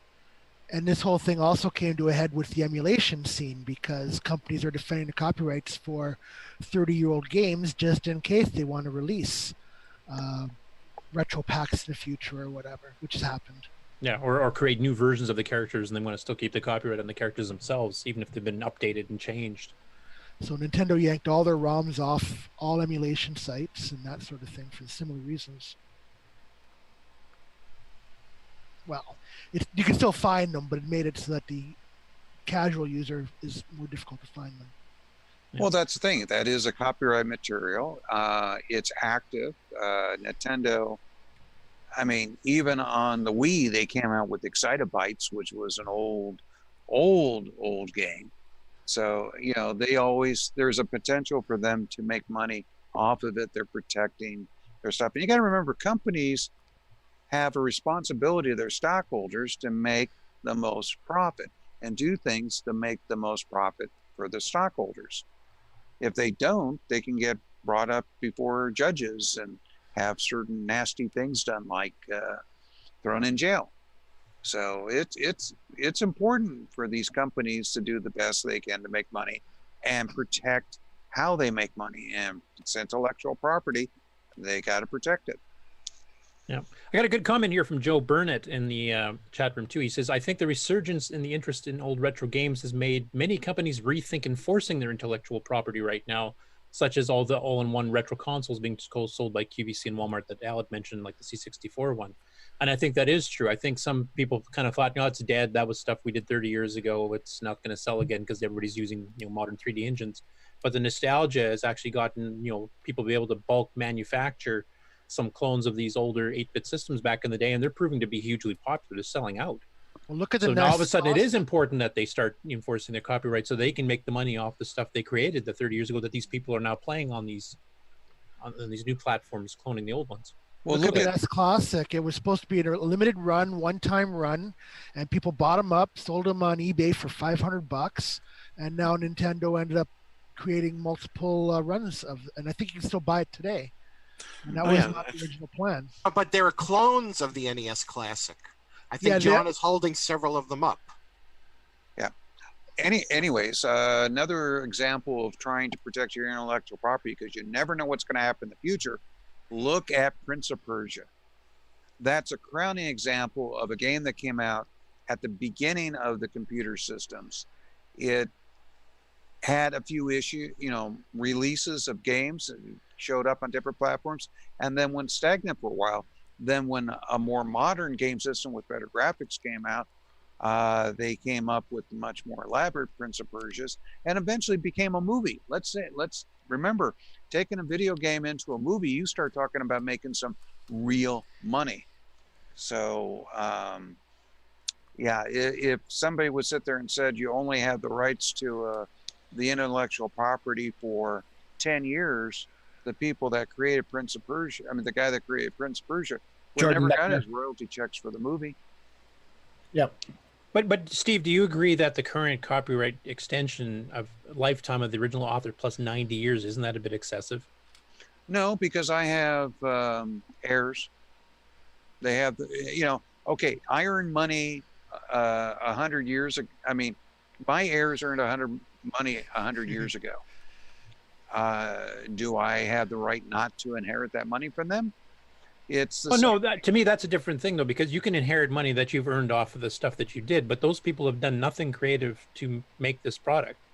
They're just basically just raking in residuals, right? Well, just think about this. Intellectual properties are that. They're properties, and money is properties, and real estate is properties. The folks that are the heirs to Bob Hope, they're going to be making money for generations off the land that Bob Hope took all of his earnings from his movies and stuck into land. He owned a lot of land in California.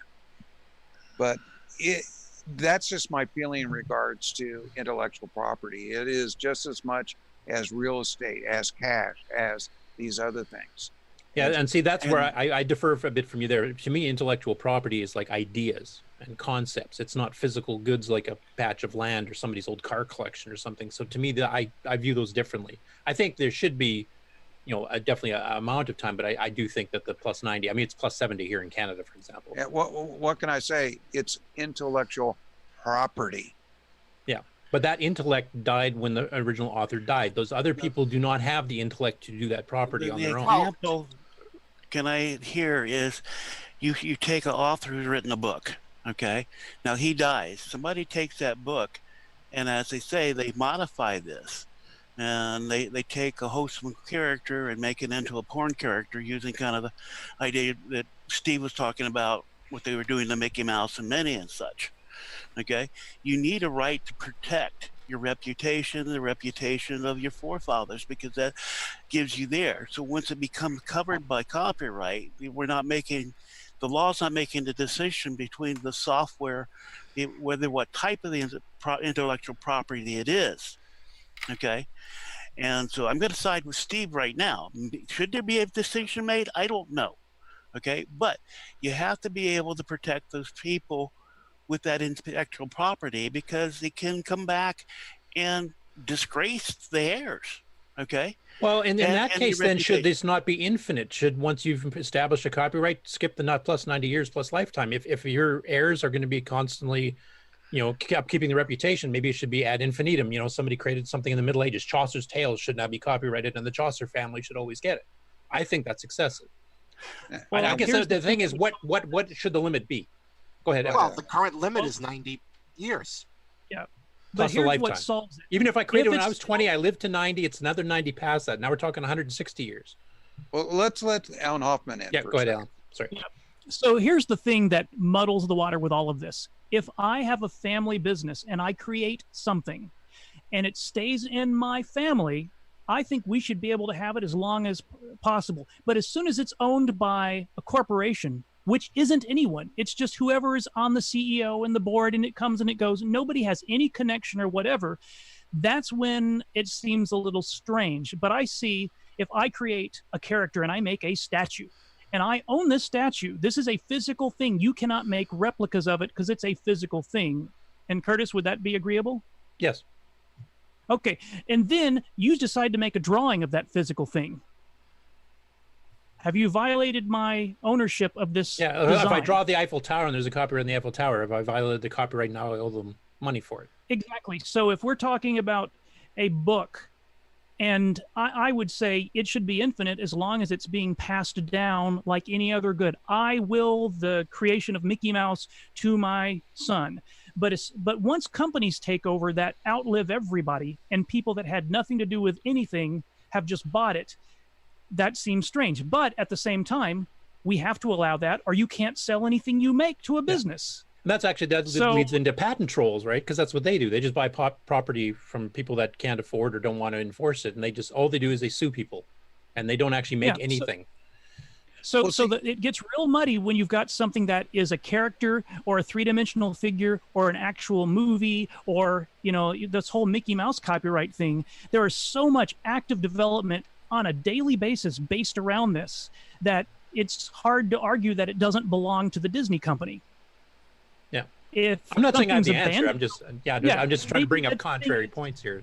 Yeah. So I say, you know, if it's in your family, yes. If you are actively developing it, yes. If you just let it waste away, that's when the limit should come in. 70 years of non-use, it's gone. Something like that. But that's not how it works. Actually, that's something that they are looking into. Is we have one system for trademarks. If you do not actively use your trademark, you lose it after a decade. A good example of this is the term Captain Marvel. Yeah, because Fawcett lost it. Yep, they lost it because, well, they got sued out of existence and basically by DC, bought out by DC Comics. And then DC didn't do anything with it for 10 years. And then Marvel goes, ooh, let's use it. And they now own the trademark on Captain Marvel. Which is why they have to call the DC Captain Marvel, which is based on the original Fawcett one from '39. They have to call Shazam. Yep, exactly. So this is something that's been floated around in the copyright industry, is that you have to use your copyright. You have to be actively protecting. And what that does, it puts an end to orphanware. Yeah, I would agree with. And I just want to mention something else. And James Jones in the chat says the Constitution says, and quote, to secure to authors and inventors, not to the heirs of authors and inventors. Mm-hmm. So I remember a few years ago when there was a lot of Dr. Seuss characters were being licensed for like swag rare stuff. And the discussion was that the original copyrights were starting to run out. And so the estate of Theodore Geisel, you know, reissued new materials to preserve that. But we really have moved away from the whole crust of about the translation. If I can just sum up some stuff from earlier. Should he profit from somebody else's work is really the bottom line here. Well, I have, you know, as far as doing the translation. Yeah. And like that. Did he create the original concept? Did he do the time to create it? Did he do the hard work? Did he take the risk? And also, when you create something, you run the legal risk. Are you violating somebody else's copyright and like that? So there's that issue. You know. So basically, did he earn it? Yeah. Okay, John first. Yeah. The other thing I want to throw in here is, say I speak a language and that there's no translation for. Okay, does somebody have a right to get paid to make that translation? And I think that's kind of gives a good comparison. Mm-hmm. Yeah. And, you know, not disagreeing, you know, and this is really a gray area, you know, as far as ethics and stuff. And, you know, it's something that though I don't do transcode, you know, I have a game that I'm wanting to write, and I want to do it because, hey, I want to actually see it on an 8-bit machine, you know, how it will play. But, you know, do I really dare do this? And, you know, there's things like that that happens, you know, and so, you know, mm-hmm. it's a lot of feelings both ways. Yeah, can I ask a question about this? Because I kind of missed this controversy that came up recently. If I decided that I knew how to transcode, and a whole bunch of people decided to do a GoFundMe to raise enough money, and I said, you know, if you guys make me $3,000, I will spend the work and transcode this and give it to you. Isn't that the same thing, and is that just as bad? I don't know. Steve? I don't know what the legality of that is, where you're getting paid for the transcoding, but you don't charge for the game itself. You're still, from your work, you're still making money. So whether you're getting paid up front or you're getting paid later, you're still making money on it. Because, I mean, one thing I can unequivocally state is that the work of transcoding is not easy. I mean, I've transcoded PC 8086 code to the CoCo at one time when I did CC Unzip way back in the 90s. And it is a lot of work. It's not like you just, you know, just ripped off somebody's stuff, just quickly slapped it over and you're done. So there is a lot of work involved, but it's because of the copyrights and trademarks and everything else that's within it, patents possibly, that it starts to get complicated from a legal standpoint. And as I mentioned at the top of the discussion, for me, there's two separate sets of issues here. There's the legal issues, which is kind of encoded in law, but there's also the morality issue of should you be selling something that you didn't creatively create, but you did do a lot of work, involving your time, which you should get reimbursed for. I would feel for doing it, but maybe people shouldn't try to do this in the first place if it's too much of a legal, black or gray area. Separate from the ownership of the graphics of the game or the software and the algorithms that control how it operates, does the value of the programming skills of the programmer have any value? I mean, I would argue yes. Not everyone can. I don't have the skills of a Steve Bjork or Nick Marentes or John Strong. I couldn't write games like they do. I couldn't write software like they do. I'd take me 10 years to learn enough programming skills to do the simplest of games that they have done, and where they are now, they'll be 10 years ahead of me in 10 years. Not everyone can program, not everyone can transcode, not everyone can produce a game that's decent, and that has to have some value other than the ownership of the copyrightable, elements of a game or any software. Well, one of the advantages of a transcode game, and that's one reason why we're excited when we do see the transcode games like Donkey Kong come over to the CoCo, it is like playing the arcade game. It is, Donkey Kong's going to respond exactly, the way he does, throwing the barrels. If you learn patterns, they work properly because it's actually the original quote-unquote code. Yeah. Just translated. So what you're doing is you are doing a extremely faithful translation of the original work. Unlike a port where you have areas which are to the interpretation of the programmer. Like I did with Pac-Man. Mm-hmm. Yeah, clean room implementation style. Yeah, so there's pros and cons to both. I do get excited when I see a translation because I know I've got the original game playing on that platform. And, it's a lot of work. I mean, what he did with Donkey Kong, he didn't sit down and do that in an evening. It probably took him longer to do the translation than actually do a port. Yeah, same with Glenn doing Pac-Man, and same with Mark doing Knight's Lore. There's supposedly a Defender transcode in the works. Yep, the same guy that did Pac-Man is actually. I've seen the early demo of it. And the work is great, and do they deserve some money for there? I don't have a problem with that. Just whether it's legal and ethical, that's the other question. I guess who should be getting would the I buy money? the cartridge? Yep, very possibly. But we're talking about legal and ethical issues here, and that's where it's the question. Well, I'm going to go out on a limb and say this. I'm not an attorney. I may be married to one, but I'm not an attorney. Him selling it, I really don't see much of a problem, but he does run the risk of minimum getting a cease and desist letter. Worst case, he gets sued. So it's his prerogative whether or not he wants to try and make money off of his work. I mean, he'd probably be smart. Agree. I think he'd probably be smart if he went to the original author to begin with and negotiated something. If you can find the original author. Yeah. I think I have to double check, but I think Microsoft did buy the rights to Knight's Lore at some point because they are including it on a pack they released in 2015, some retro thing. So I mean, it's Microsoft you might be talking to. The rights holder you need to go to. Yeah, not the author, the rights holder. Yeah. And remember, a lot of people have the attitude it's better to ask forgiveness than ask permission. Yeah. And I think we are a small enough market that it's probably going to go under the radar and it won't be a problem for anybody, whether he charges or not, to be honest. Like you said, Steve, he runs the risk that, something could happen if they decide to elevate it. So I know I'm not going to go alert Microsoft on it. I'm not going to bring it to their attention. I'm not either. What about a game like Hunt the Wumpus, which was also a recent release on cartridge for the CoCo? That's been around forever on mainframes and every. Yeah, it was a text-based game originally. Isn't that in the public domain? The concept, the original game, probably. I don't know. That's a good question.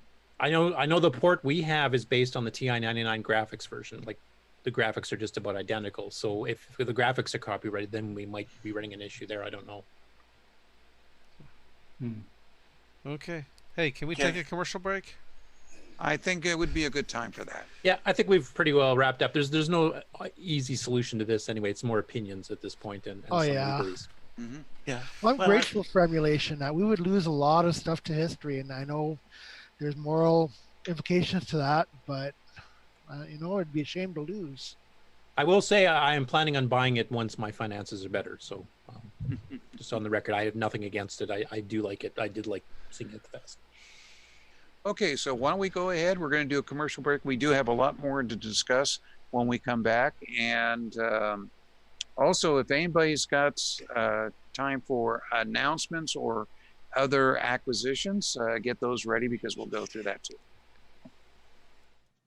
You are watching CoCoTALK, the world's leading weekly video podcast featuring the Tandy Color computer. We spread the love to the past, present, and future for all models, including the original color computer, the Coco 3, and the world-renowned exclusive French-Canadian Coco 2, the Radio Shack.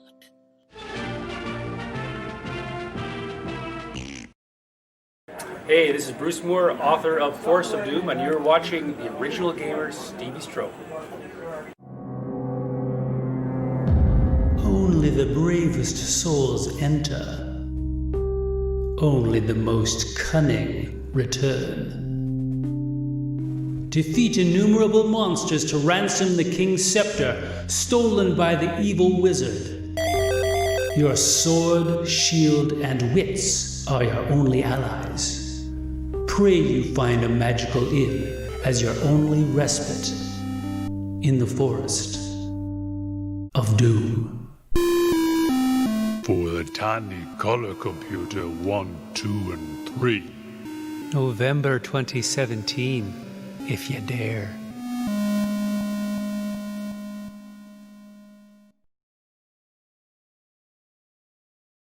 It's a Radio Shack Merry Christmas.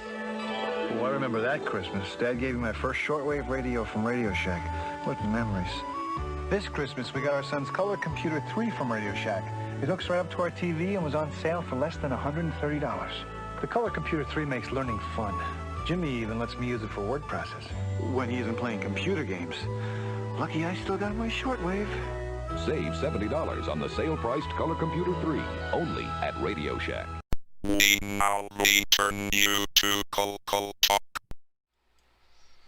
I've actually gotten YouTube copyright violations for for covering songs. So if my performances are that good that they threaten the record sales, I'm taking. That's a feather in your cap. Huh. So you're safe then. Or your red hat, as it may be. Hopefully that's not copyrighted. It also covered my terrible hair that one day, but anyway. Hey, can I So throw you're a little? safe, you're saying. Can I throw a little thing in there? Hello, yeah. Bruce, yeah, Bruce here. Hey, that I'm not sure if it was that Force of Doom commercial or a different one, but I got a copyright ding on it a little while ago.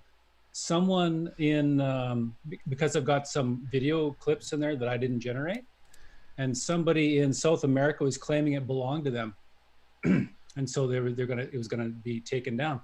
But I was able to go back through my records and find my receipt because I actually licensed those little extra video clips in there, and so I could send it in and show no, it's mine. So I don't know what was going on there, but I'm really glad I dotted my I's and crossed my T's. Wow. Yeah.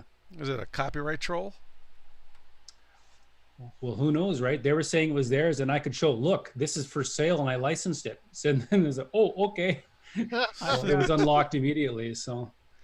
Yeah, I've got something much worse than that. When Apple released GarageBand, they gave you a bunch of royalty-free jingles to use in your productions. Yes. Yeah. And somebody indeed used one, and it's on a CD. It's almost exactly the track from GarageBand, wherever Apple got it from, just with a little bit added on top of it. And because that is a copyrighted CD, all of my old videos that use that production library get copyright dings constantly on YouTube. They never take them down, but they always warn me. So it's there too you close. go. Whoever gets there first. Yep. Yeah, it's the algorithm. Yeah, I see it. Yeah. Okay. So, Do we keep running the commercial in the future? Yeah. Does anybody have a unique acquisition that they want to talk about this week? We'll start with that first. Well, Nick Marota's got. Yeah. Is Richard here? Yes, he is. I don't know if he's got his mic on, but he's here. Okay, so I'll talk about my stuff a little bit then. So yeah, I had a 128K CoCo 3 until yesterday, and now it's 512. And I was, have to admit, I was nervous about doing the procedure because my skills in the real world with tangible objects are not as good as my skills with bits and bytes and intangible stuff. So I was very fortunate that I had a couple of great friends hang out with me. That would be Curtis and Nick Marentes. They stayed with me on video chat and walked me through it and gave me the push I needed to pull the old chips out, which was scary for me, and to pull the capacitors. Putting the new board in was easy peasy. That was like the simplest part. It was getting it prepped for that, which I was scared about, because I have this thing about, if I mess up and I can't go back to where I was, then I'm sure it's pretty common. But yeah, I got the 512K in, and then immediately ran the 512K tester program, and it came clean. We ran the Donkey Kong, that came clean. And then to pay back Curtis, I humored him and got ease of use going, and it was actually really cool. And I'm going to play with it more because it's actually a really nice environment. Yeah, and now you have to order all of Nick's games too, because he helped too. Yes, I have to. Oh, absolutely. I'll be getting Popstar Pilot. That's one of the reasons I wanted 512 was for Popstar Pilot, and so yeah, I'll be ordering that. And yeah, it was actually really easy procedure. Once I got the fourth RAM chip out, I was an expert and at pulling RAM chips, and the capacitors were a little scary, like I said, but yeah, it went in really nice, and I'm thrilled. So are you ready to offer your services to everybody else now that was in the same boat as you, and you'll start doing their upgrades? Or you can compete against Richard now. So I want to thank Curtis and Nick for being there for me, and they didn't take off on me. I was joking with them that once the RAM chips were out, they'd hang up on me and leave me alone, leave me to my own devices, but they didn't do that. No, we were just hoping for the magic smoke to come out, but unfortunately, actually, fortunately, it didn't happen. We were just laughing so hard. Thanks to CoCoMan, who sent me the memory as a gift. I really appreciate that, and thanks to Richard Lorbieski for creating it. It was fantastic. So I'm very grateful for the CoCo community. I have to say, you guys have been really really great to me. I'm relatively new compared to some of you, and it's been really awesome in the help I've received, and just thank you guys. On behalf of Nick and myself and everybody else in the CoCo community, you're welcome, and enjoy your 512K. So the next step is a 6809 to 6309 upgrade. Yes. See, you guys might as well do two meg at the same time.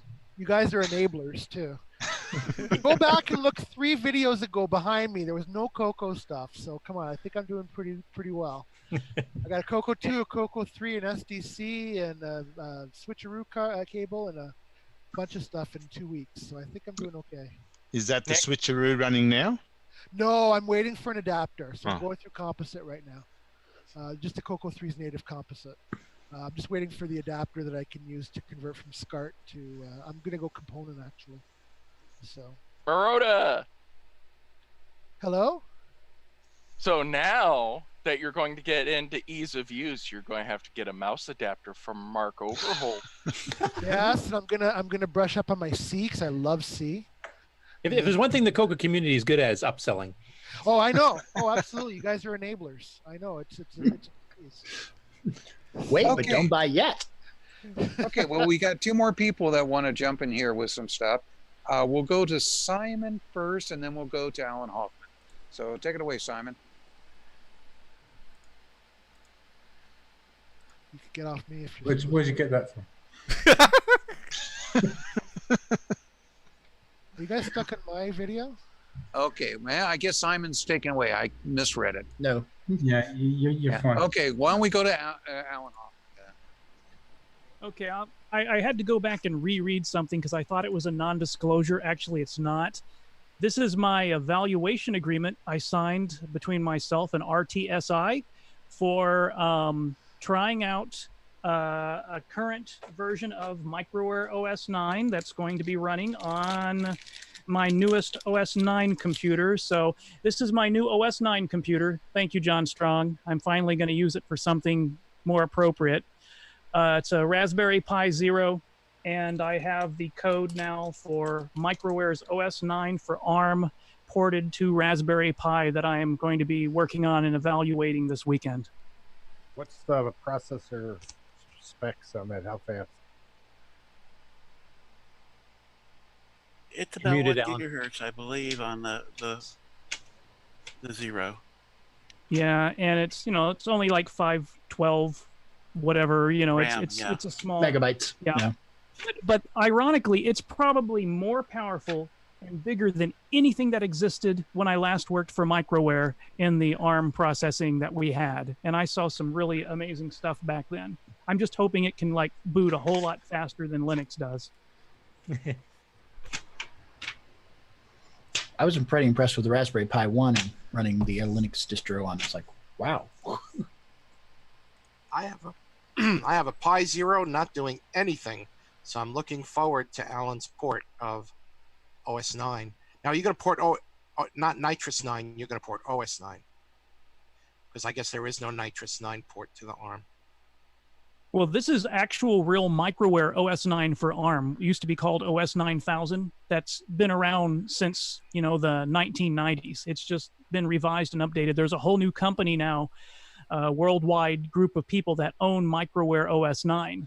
And this is going to be part of the community edition that we're going to be able to get dirt cheap if we just want to play with it, including a license. So if you want to make a certain amount of products based on like a Raspberry Pi, you're going to be able to license an OS 9 to distribute with it for your projects. So it's pretty amazing. It'll be the cheapest official supported OS 9 system. It'll cost less than OS 9 ever did on the color computer. I'm looking forward to it, so can't wait. Yeah. Yeah, Alan, shoot me some information on that if you would. What was Simon showing there? That was just a Raspberry Pi with a 7-inch touchscreen connected to it. Ooh. So yeah, I've got one of those as well. That'd be cool. Touchscreen OS 9. I have to admit, I've got every Raspberry Pi computer, and a few of them just sitting there collecting dust. Ooh, there's a new one, and now there's a Raspberry Pi 4 in the works, which is actually going to have a M.2 adapter on it, so you can hook up an SSD to it. You have to admit they're pretty cool, those dudes. Oh yeah. Well, the thing is, booting's a little slow because of that because of the SD card. But you can imagine what it's going to be like with a regular computer's M.2. Oh yeah, that'd be wicked fast. You're looking at load speeds of about 50 times faster. That's going to make it nice because I have to admit that's going to solve my problems. Yeah, when I watch a Raspberry Pi boot, I'm going, am I watching an old 9200 terminal program? With the text scrolling by is just really slow. It's kind of like watching you load all those stupid fonts I have in there. Yeah, we'll try installing Windows IoT on a Raspberry Pi. Then you're talking slow boot. Hey, can I just thank everybody that gave me feedback on the new joystick design at the fest? Just real quick, thank you to everybody. And what was the feedback? What did they say? They all seem to like it very well. Okay, it's very smooth moving. They like the buttons very well because they're little arcade buttons. Down to liking the cable being flat and flexible as it is. Smooth filling. The little extras, the left and right switch on it, they like that. So pretty much you know, liked it across the board. Now, is that an actual CoCo product now, or is that a future product? I had some I sold at the fest, the first pre-production run. Okay, and what so were you I am asking taking, you know, people if they want to email me, so they would like interested in one. I'm judging about what it's going to take to do an actual run of them. You have a price for them? $35 is my aim price. Hopefully, I can keep it at that. Okay. All right. All based on how large your production runs are, right? Yeah, it could creep up to 40. But I'm going to make a little PC board in there, make the wiring down, and you know, see what kind of quantities and stuff. So, yeah, I'm trying to keep it reasonable with it, and I know back in the day that would look to me like it's totally unreasonable, but you know, parts of that cost more than what a Black Beauty did, you know, a lot more, and it's a lot smoother. So again, I had some very positive feedback with that at the fest. I could have sold more if I had more made, and so thanks to everybody who gave me some good feedback. That helps me to improve and see whether to do more of them. So, what would it take to get you to make a paddle box? The paddle box is on my list of things to do. Okay, I actually have some designs. I've actually did some things about making maybe 2 paddles in one box, single paddles designs. It is on my list of things that I'm planning to do, and it's actually simpler and easier to do than what this is. But this was what I thought is what we really needed for some things in the community, was another source for analog joysticks. You know, I have a design for the arcade ones that I'm going to be producing, hopefully. But, you know, if you don't have an analog stick, unless you run into a HamFest and find something, the old PC one that you're willing to convert, you know, you're kind of out of luck. And so this is kind of the reason for making sure this was available, and you get some feedback at the fest. Well, the thing I've always wanted was a paddle,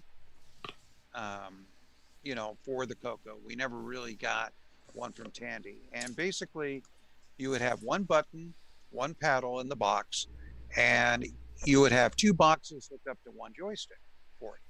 That way you could have a total of 4. Exactly. So a total of 4, you could do Warlords. That's actually one of the reasons I was working on it. I was considering doing that. But if somebody like you decided you wanted to do that, I would defer to the better skill level. Well, no. Have you make the paddle control, but yeah, me do the software. I consider that that might be a good lesson plan when I start doing the assembly language classes again. Yeah, you're kind of low in volume, at least on my side. I don't know if that's for everybody else. Is that a little better? Yes. That's better. Yeah. Okay. And so, yeah, that's one of the reasons I was looking at doing that. Okay. And I've actually done a little Y cable type thing box, and I've shipped one, and I do need to do a PC board. So I actually do a Y cable that you can plug multiple devices into. Okay. So yeah, I'm planning to do that. So there'll be adapters, so you can do, you know, 2 paddles for each joystick controller. So that is on my list of plans to do. Okay. I've also considered doing a paddle box that has 2 in 1. Not so much for games, but I'm thinking it could very be useful for other items like sound boards and stuff adjusting. With the new sound chips we have, to be able to analog adjust that kind of feel, more analog feel. I also picked up a few sliders, potentiometers to maybe make a box with, to play with. And so, yeah, I've got a list of things that I want to do with that. And the paddle's definitely on the list. And it was just trying to get things that would do and fit, you know, in a pretty small design and simple to do. I was going to say I've got one here somewhere. Oh, okay. That's part of the sample. Buttons hopefully would go on the side, and I may actually have 2 buttons on it. Okay, but if you like plug it into the Y cable, then only one would be available, or they would both work the same, because in the Y, because you can't feed 4 buttons into it, the single joystick is the adapter would then tie those together, so you could use either button. Use it individually, you could still have 2 buttons if you had application for that.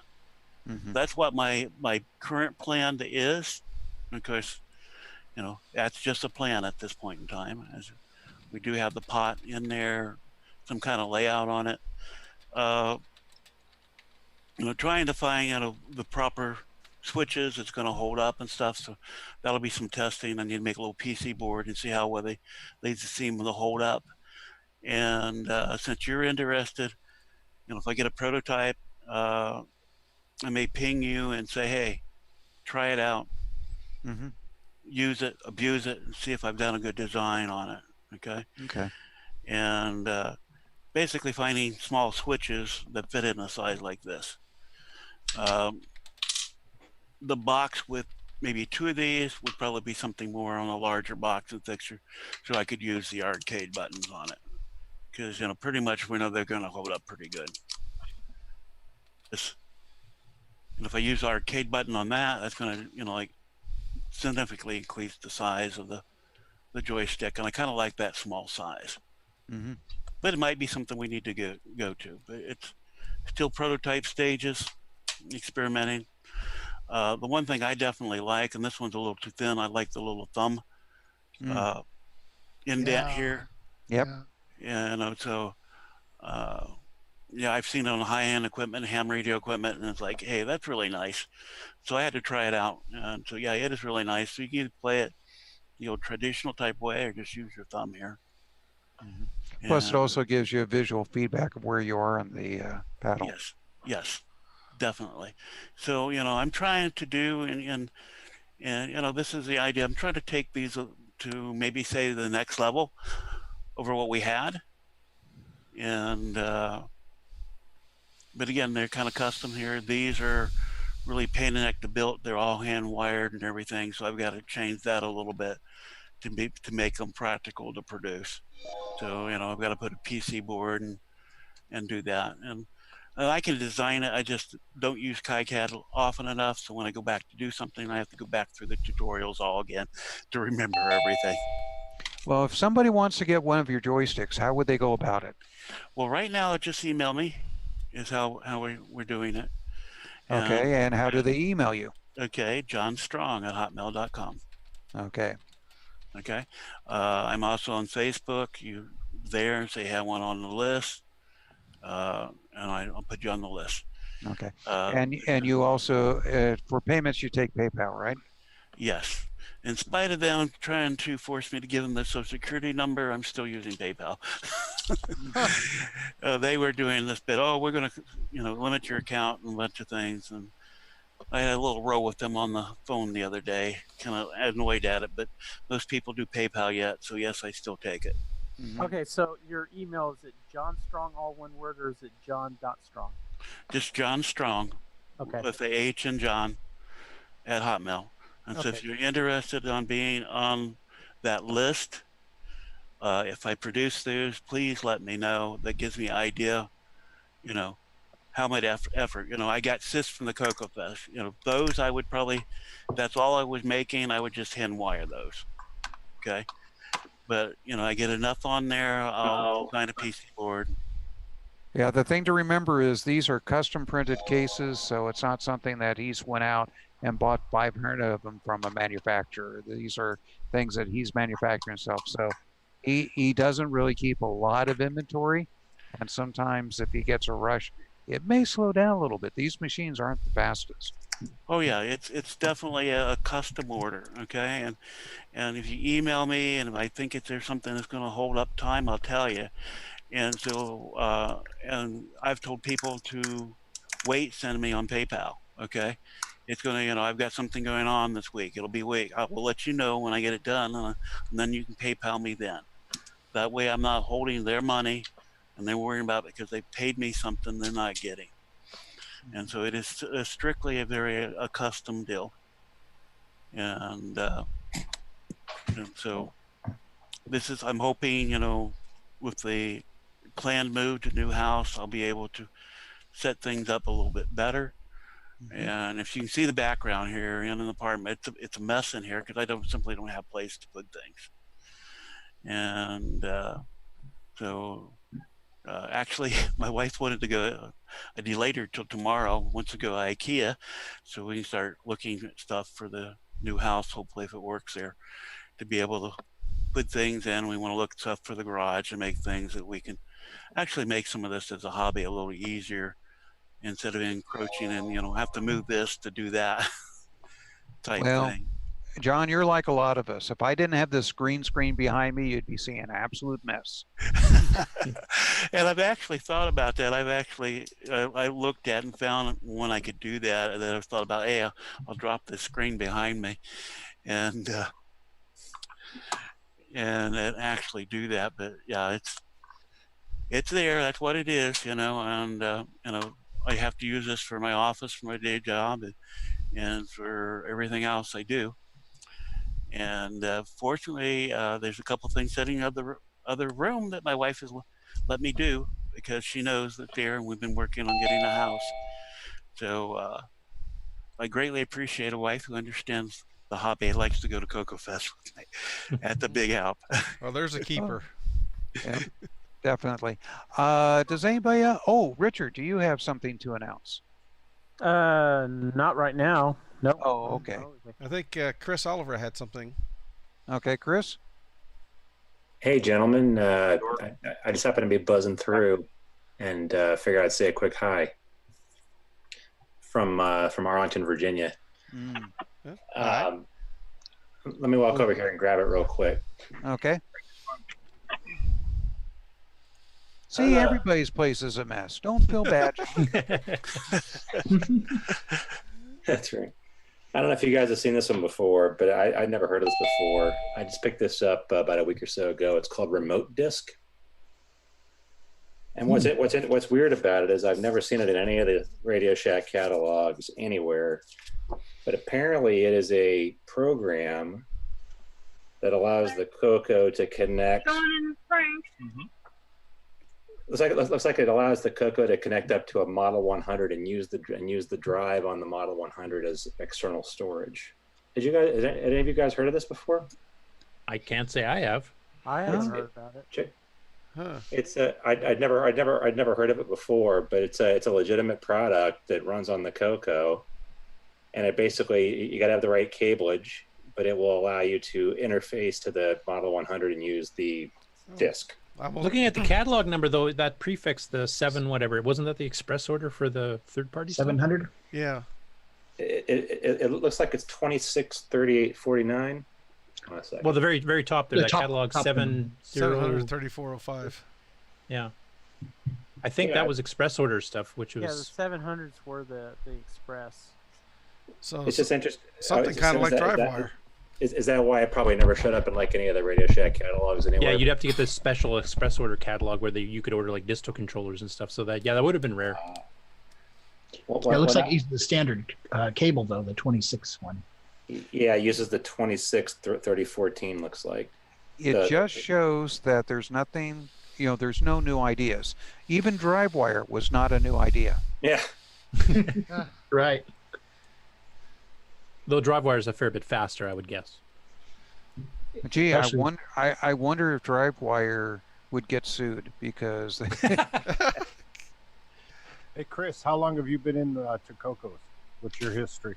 So when I was 12, my dad gave me a CoCo 1 4K, and that's what I learned how to program on as a kid.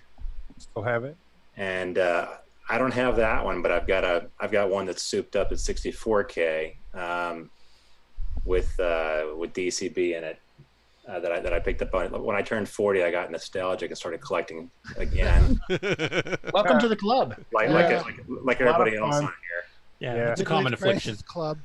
And so I found a 3001 model that was Radio Shack upgraded with the official sticker on it from the shop. Wow. The 64K with extended color basic, and they actually put the 64K badge on the case. And so it's never been opened except for just by somebody at a local Radio Shack who upgraded it. So I was able to pick that up, and that's kind of become the souped up version of what I had as a kid. Do you have a 3? I when the 3 came out, I was in high school, and at that point I moved on to other stuff.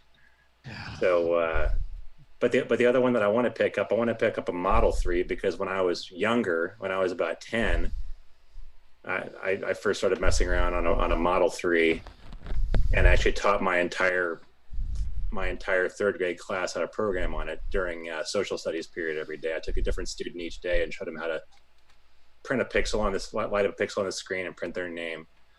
So I want to find one of those old gray beasts at some point too, if I can. Tandy Assembly would probably be a place to start. Yeah. But it's great to meet you guys. Yeah. Well, thanks for coming on. Come on again. So now I gotta pick up a Model 100 so I can test this thing out. Well, I know Jason has a drive for the thing there, so you should be Right, maybe hook up with him. That's the same drive I just picked up for the Model 100. That little. Yeah. I think I just picked one of those up. There you go. You want to put that on? You guys will have to collaborate on that. Put that up on the archive. So I wonder, does the Model 100 drive, is it a serial interface, or do you have to have the that expansion box to use that CoCo to 100 interface? That's a good question. I see that again, I haven't looked at it that much, but the Model 100 drive has a 25-pin D subtype connector on it, a male connector. So. Well, then you're fine, because this thing just needs a 4-pin DIN to DB25. So yeah, I'd probably just connect right to it. Probably. Interesting. Yep. Wow, new ideas. Maybe that's why that drive was in with all that CoCo stuff. Maybe. I think this is what Fletcher used.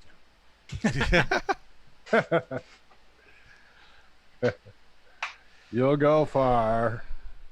Hey, Chris, how long have you been watching CoCoTALK? I'm just curious. It's actually my first one.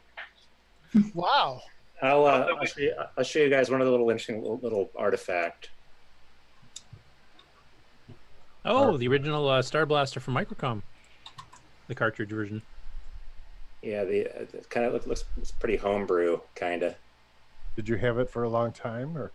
I've had this thing for a couple years, but I don't know if the manual even exists for it, but I do have the cartridge. That was one of the very few third-party cartridges made. Yeah, it's got this. It looks like it was put out by Microworks, right? Yeah. Yeah. So I was able to find that in a their Asteroids clone. Yeah, Tandy could easily put out the cartridges because they manufacture them in such large quantities. They could get the cost down. Third-party people doing it, not so easy. Not so easy. So you don't see yourself having a Color Computer 3 in the future? Or do you have emulator? Well, here's the thing. It's funny. I guess I'm kind of just like a nostalgic purist, because like I've only collected exclusively for the CoCo one. So in other words, 64K and under, I'll get anything that I can find. But it's more for just pure nostalgia. So I'm literally all silver case CoCo one, and that's about it. It's just kind of I ended up in, and just like probably many of you, I ended up in an IT career because of programming as a kid. So it's kind of an homage to the computer that helped build my living. Oh, nothing wrong with that. So it's that's cool. It's just kind of a way to give it some honor, So I kind of have a Smithsonian exhibit in the office, pretty much. It's all functional, it all works, and so. Yeah, get a couple of shots of it and throw it up on our group. Oh, sure. So did you say you showed your students how to program on it? Yeah, I was like the one kid in the class that knew some basic. I think it was like, this was probably 4th grade, and our class had a Model 3 that was set up in the corner that was just in the room. And the teacher made a deal with me. So during social studies every day, I took one kid every day for about a month until I'd done about all 30 of them, and walked them through, the typical print your name and then go to 10 type loop, and then showed them how to light up a pixel. Oh, that's cool. And what's funny is that was the one C I ever got in grade school. It's because I wasn't paying attention during social studies for a month. So I got like my one and only C in all of grade school because I was too busy teaching kids how to program on it. There you go. And Chris, you said you lived in Virginia. Well, back then it was up Michigan City, northern Indiana. But now? But now I'm in Arlington. Yeah, okay, just near DC. So you have several of the VCF shows available to you, the VCF East and the VCF Southeast. Yeah, I've just got to find time to go. I got 3 very, very young kids that kind of sap my strength. Yeah, you never know. You might find a Model 3 at one of those shows. I think the trick is finding one that's in good shape because they're all so banged up. It's hard to find one that really looks mint. You'll never find one that looks mint. Kind of like finding a CoCo one that doesn't have, the wear marks on, where your hands rest on the keys, You can repaint one. People have repainted them. There are YouTube videos. Yep. And of course, I'm such a purist that I actually prefer, just for nostalgia's sake, the chiclet keyboard. I really do. Yeah, you want to recreate your experience you had as a kid. Because that's what I had as a kid. So yeah. I mean, it's like it's meant to be a time capsule. I get it. Okay, well, we're coming up on our next break. Nick, do you have a segment for this week? Well, I could just show off my work with Gunstar so far. Nothing too much to show, but we can just cover that if you want. Okay, we'll do a quick break, and then we'll come back to Nick, and we'll take a look at his latest project.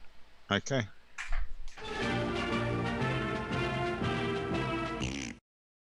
Hi, it's Ron Dovo, Timberman, and this is CoCoTALK.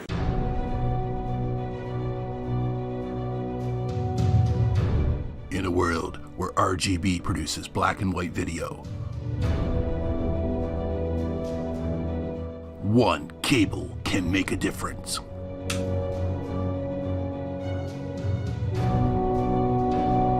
Switcheroo. CoCo3ScartCable.com. Some people have big plans after school. You know what Elliot's gonna do? Jeff, too. Elliot's at work on a book report using Scripted on Radio Shack's Color Computer 3. It hooks up to his TV. And Jeff's at his Radio Shack Color Computer 3 playing the newest football game. But wait, what's Elliot doing playing new Super Pitfall? And Jeff's having a blast with a new math tutor.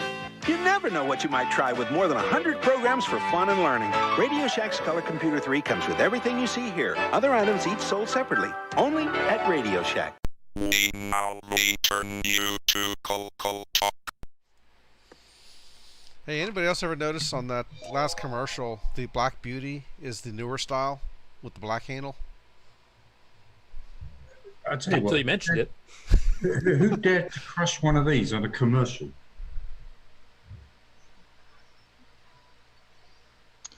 Commodore 64. Yeah. Who dared to crush one of them? You're talking the Monty Python bit. Okay, Nick, why don't you take it away? Yeah. Your latest project here. Okay, well, it's the same latest one as last time. Oh, yeah, okay, we can make it's a professional show, shall we? So we better have it, yeah.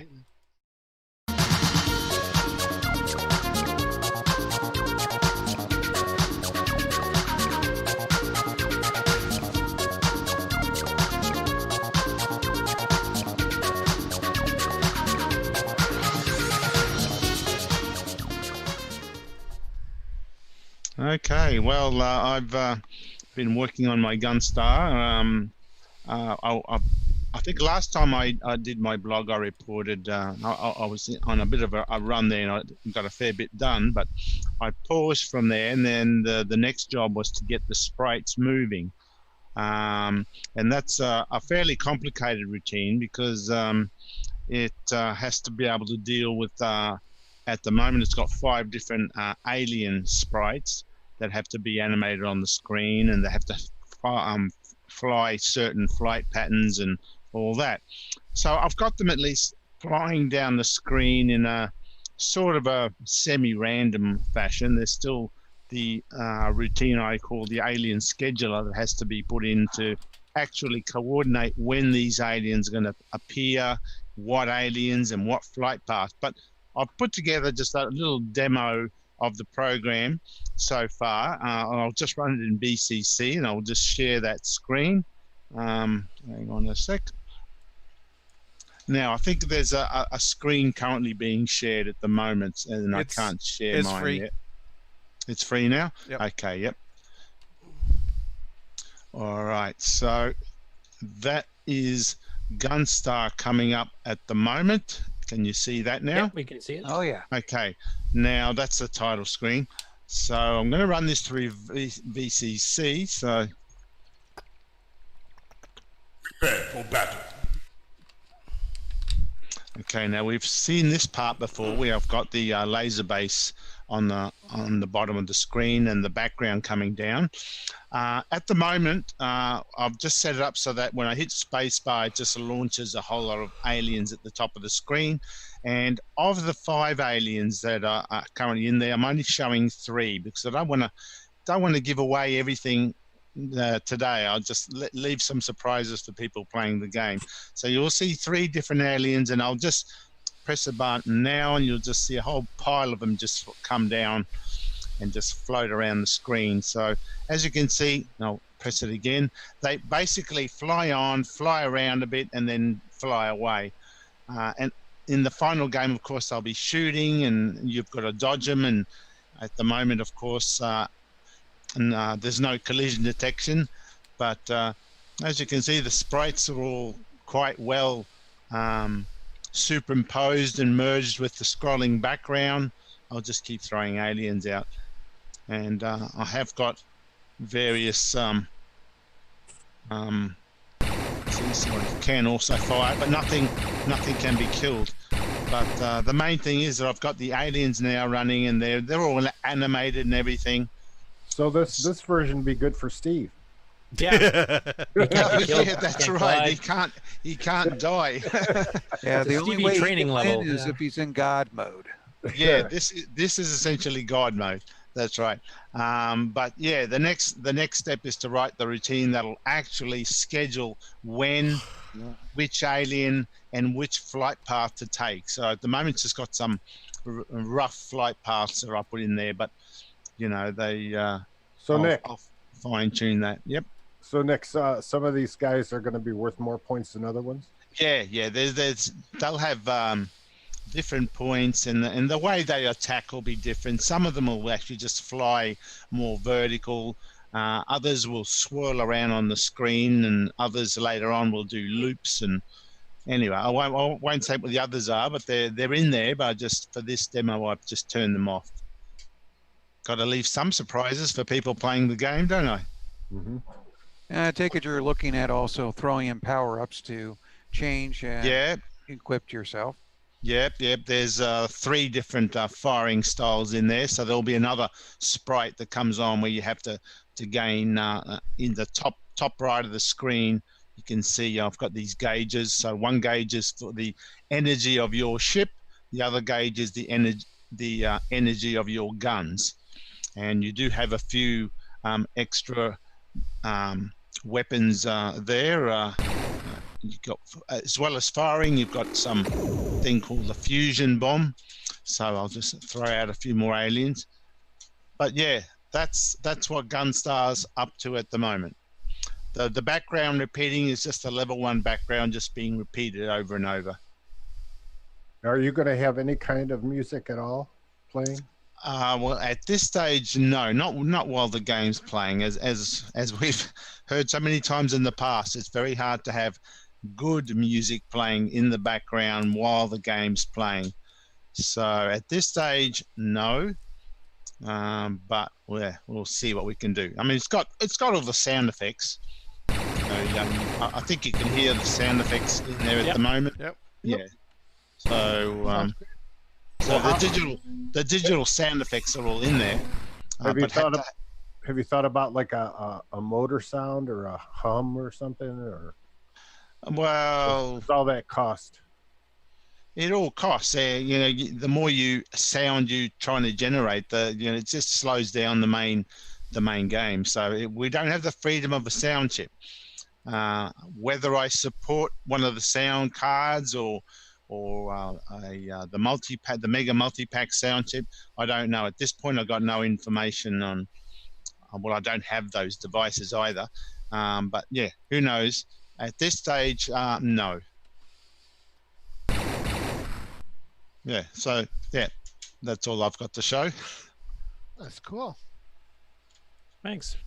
Yeah, even in the early arcade games, they didn't have a lot of music. It was later when they started having more elaborate sound hardware. You really do need a sound chip to play decent music. As it is, Gunstar doesn't really give enough free time in the CPU to be able to do it via software. If I did that, the game would slow right down. Has anybody in the past done a game where they would include a cassette of maybe some music that you could have the cassette port open and you could play music while you're... Forest of Doom. Forest of Doom, yeah. Yeah? Yeah. Cool. Bruce Moore's game actually had a set of MP3s and stuff you could play in the background through the cassette port. In the case of the arcades, there was a shark game that actually had an 8-track in there, and the screams of the people dying when the shark ate them, and you were controlling the shark, they would just play the 8-track sound.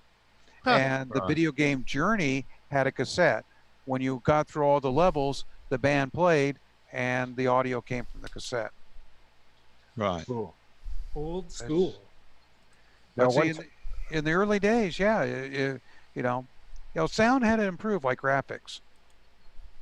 One time I made a kiosk for a car dealership, and I had the CoCo in it, and I played a commercial that would roll itself, and they had the commercial from like TV or something recorded on a cassette, and it would click on and play the cassette in a loop, and the commercial, or the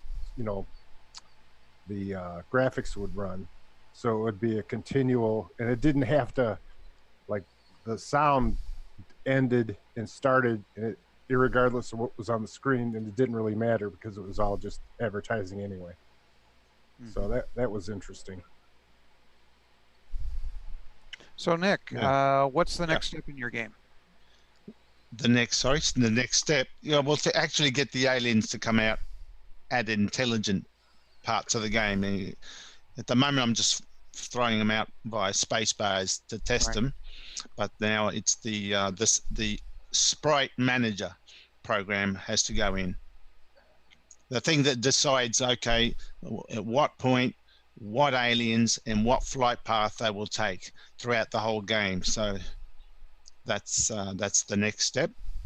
And then after that, hopefully I'll get the firing. Well, I can fire, but they're adding the firing, their firing. So they're firing at me, and then putting collision detection, of course. I mean, the bullets are no good if no one dies. So you've got to have the collision detection in there. And when are you adding the real-time clock in the upper left corner? That was my question. No, well, I could easily so I can add tell one it's in 2 there. in the morning. I should be getting to sleep and quit playing this strategy game. Do you also have to make it so that the main spacecraft, when it gets hit, it has to be destroyed, or you have? There's explosions to go in, and there's boss aliens to go in, and there's another 3 more levels or background for the 3 extra levels that I've got to put in there as well. Got some ideas on that. Did you say it was 6309 only, or is it going to be 6309? Yeah, I'm doing it 6309. I figure there's enough 6309s out there, so it's for them, because I really do need the speed. I mean, there's a fairly fancy or very flexible sprite routine in there, which makes all the overlaying of sprites very easy. It's actually very easy to code. But yeah, there is a bit of a price to pay, and it does require a 6309 just to get that extra speed. Yeah. Finally. For those folks that are going to upgrade their CoCos with a 6309, unless you've done this type of work before, find somebody that has done it before to do it. Those traces come off the circuit board a little too easy. Yeah, yeah. I could show you examples of those too. Of course, We should there's have some people that can do the work for you, right, Richard? Oh yeah, I do it, and there's several other people that are more than capable of doing it as well. But yeah, if you've never done this or have very little experience, I mean, you're absolutely right. Get somebody else to do it. It's worth the money. Yeah, Again, and at the same time, you can upgrade to 2 meg too. So yeah, you could do that. Yeah, absolutely. It's a shame that the CoCo never had socketed CPUs like in the CoCo ones. yes, totally agree. Well, it looks like we've been joined by Tony Pedraza. Hey there, Tony. Hi, Tone. Good day, y'all. Just listening for a while. Oh, welcome to the show, Tony. Long time no see since the fest. Still recovering from the fest, I take it, Tony? Oh, yeah. Yeah, just about done. I'm just about caught up. Did you get a final head count? I'm going to call it at 122. That's higher than last year, or about the same, or I'm trying to remember. Yeah, considering we only had about 56 to 60 stubs turned in and a lot were missing. Best estimate last year was about 117. So I'd say a few more this year, yes. Good. Cool. By my counting, not by Lonnie's. Yes. Yeah, with Lonnie, if you bought a 3-day ticket, you're counted as 3 people. Yeah. So are the booth babes included? Sorry, didn't understand that. Are the booth babes included? Oh, they're exhibitors.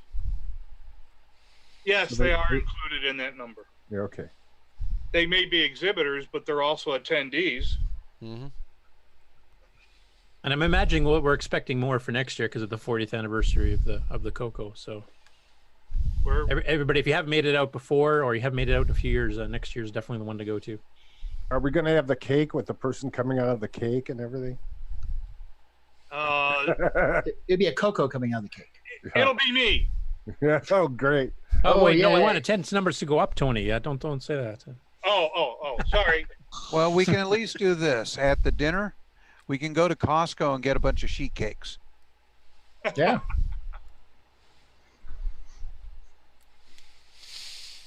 We should have a cake like we had at Penn Fest. There you go. Yeah, actually, that was good when you and Nick and everybody else organized that. Or Ron Bull, I guess. Ron Bull. Yeah, we can get one of the 3 amigos from to show up to that too. That We have a vote for cake. The 3 amigos. Well, we had cake this year. Have cake and eat it too. Okay, let's see. Is that about Nick? Nick? Yeah, that's about it for me. Yeah, that's all I've done. What I might do, actually, I was just thinking to close off. How about we run a commercial? But this time, I'll share I'll share my screen. Can you unshare that, Mark? Mm-hmm. Okay. So I have another type of color computer commercial. It's an Australian one. It's an Australian Tandy commercial, which I don't think anyone has seen. So I'm going to run a commercial. So here it goes. This Christmas, Tandy has a very special offer. A family color computer pack to take away at a very special price. This family computer comes complete with software and costs an incredible $449, a saving of $241.69. It's powerful, educational, and ideal for the young and young at heart. The easy way to start computing. The Color Computer Family Pack from Tandy. Get it while it's hot. Tandy, the biggest electronic store in Australia. So there you go. There was was that Donut Dilemma? That's Yeah, right. I think that was a bit of a plug there. He snuck in. That's right. Yeah. So everyone go run out now and go buy Donut Dilemma from your Tandy store. Yeah, I found that it was in someone else's video. They were playing that ad, and I thought, hang on, that's my software. Back in the day when Tandy was selling it, I'd never seen that commercial, so I thought I grabbed it and I thought I'd play it on CoCoTALk. I like the fact they did that whole bundle though. Like you got the computer, you got the cassette recorder, you got the joysticks, you got some games. It was a Christmas package. So yeah, CoCo, a cassette player, several programs, of which Donut Dilemma was one, Black Beauties, for 449 Australian dollars, of course. I know we never did such a bundle like that here in Canada. Steve and the rest of the panel from the States, or did Tandy ever do that kind of a deal in the States? Not too much, because the thing was they always wanted the lowest price they could have. When you do a bundle, you raise the price. So yeah, even though you're getting more stuff, it's still, it's just like, you know, it's just you know. So they would just sell the computer cheaper, like say $30 off for Christmas or something. That's it. That's all. In addition to the company-owned stores, there was the franchisee stores, so they had to worry about them too. And a lot of times, you know, like if you do a bundle, you want to discount the bundle, but they don't want to discount the product, because if they sold the product individually, then it will, you know, Tandy would have to pay for the discount. Everybody was cheap. Hey, Mark Overholzer. Mark Overholzer. Yeah. What? Did Apple ever do any kind of thing like that? I don't remember that they did. They were always pretty premium on their products. They didn't like to discount stuff. Plus Apple didn't sell direct except at the very beginning, and then later on they were. Yeah, they were also their third-party stores. So. But I did get a bunch of deals from my local Apple dealer. Right. Like the original metal box disc 2s. I went in there one time. It was Team Electronics, which was a fairly national chain based in Minnesota, and our local one where I lived. It said, "Hey, you're interested in a second disk drive, right?" I said, "Yeah." I said, "Yeah, we got one here in the box. It's like, you know, slightly used, but we'll let you have it for like $150, which is like half price." So sometimes they'd sneak you stuff if you're a good customer. But yeah, they didn't have like things usually. They did have a promo one time. They did one time where they had a month where they gave away a computer system a day for 30 days. They alternated between an Apple IIc complete package or a Macintosh 512, I think. And I actually have a friend from college that won one of the Macintoshes. That would be the next question. Yeah, but he didn't I didn't have Mac, he had Apple too. So he said, "Well, can I trade it for a comparable amount of other stuff?" So he actually got a whole bunch of parts and pieces and stuff, and he came up with the serial card, the serial interface, and it's like they're $140, right? I said, "So what do you do with all this extra stuff?" He says, "Well, I don't know. Are you interested in any?" I said, "Sure, I'd be interested in the serial card." "How much?" He said, $70. So that's half price, brand new. Sure, $70. So the closest Tandy ever came to quote unquote a bundle in the States was if they incorporated the floppy disk drive with the CoCo, you know, as a package deal. But it was not in a single package. You just got both of them for that price, and you might have saved $10. Commodore were pretty big in box packages with their Commodore 64 and Amigas, especially in Europe. Yeah, the more you sell directly to consumers without getting a lot of companies involved, it's easier to do bundles. Yeah. And speaking of bundles, if you just to give Nick a little plug there, if you want that Donut Dilemma, you can still get it. It's bundled in with Popstar Pilot, along with the whole back catalog. Now he's gonna be expecting a royalty there. Yeah, that's we never negotiated a price for this comment. Call now. Operators are standing by something. Includes bonus PenFest footage too. Oh yeah, I'm still waiting for my royalty check on that. Me too. Featuring some of the panel today with more hair. Or less gray hair in my case. No hair comments. Hey, you know, I have less hair. I think Curtis has a little less hair because he had the mullet back then. Yep, I did. That's less hair by choice. Well, you got to remember, in the case of David, he's a bit Australian. His hair is down under. Oh, grown. Oh, God. Oh, crikey. On the chin. Oh, Isn't that something that should be on the After Dark? Is Steve We're getting here? close to that. Somewhere in the world, it's dark. There you go. The other Steve is here somewhere. You know, we've been seeing that we've discovered that sticking a computer out in the sun will actually whiten it again. So looking at David Ladd's photo just there on the screen, you know, with a nice white bald head, I can understand you. Do you spend a lot of time outdoors, David? No, I don't. I spend it sitting behind the computer keyboard. I was just thinking the power of the sun. It whitens everything. Yeah, you just retrobited your head. That's what I thought happened. Sorry. Well, folks, we're coming up on our 3 hours mark, and unless somebody's got a speaking of related news item, I think we're going to have to put this puppy to bed soon. Well, I do have. of lightning, Go ahead, Ron.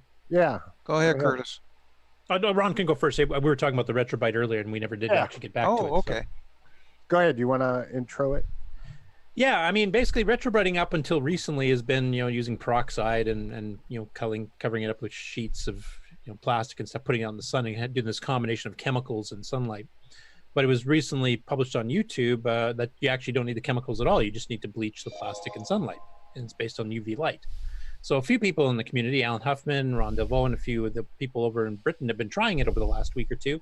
And Ron's here to tell you some of the results. Okay. Well, what we see here is a joystick, which was pretty yellow. But I must say, at one time I did spread some of that goop on here and set it out in the sun, and it did some lightning. But actually setting it in the sun brought it the rest of the way. Then I also did my controller for the plug-in power, and this turned out lovely. It's nice and light again. We should mention Ron does have a bulb above him that actually is putting out some yellow lights. This stuff is still looking more yellow than it actually is. Yeah, actually, I probably should turn it off. This is my TP10. It was pretty yellow, and it's come up a few shades. It's looking a lot better. It's not quite as white as the bottom is, but I need to set it out longer. And then this DMP 110, if you can see, it was way yellow. This sucker, if you open up the lid, you could tell the difference between the edge in the inside and the outside. It was quite a bit yellow on the outside, but now it's looking real good. Not quite a white yet, but it's looking great. Then I also did my CoCo 1 white case, and the keyboard has come up really well.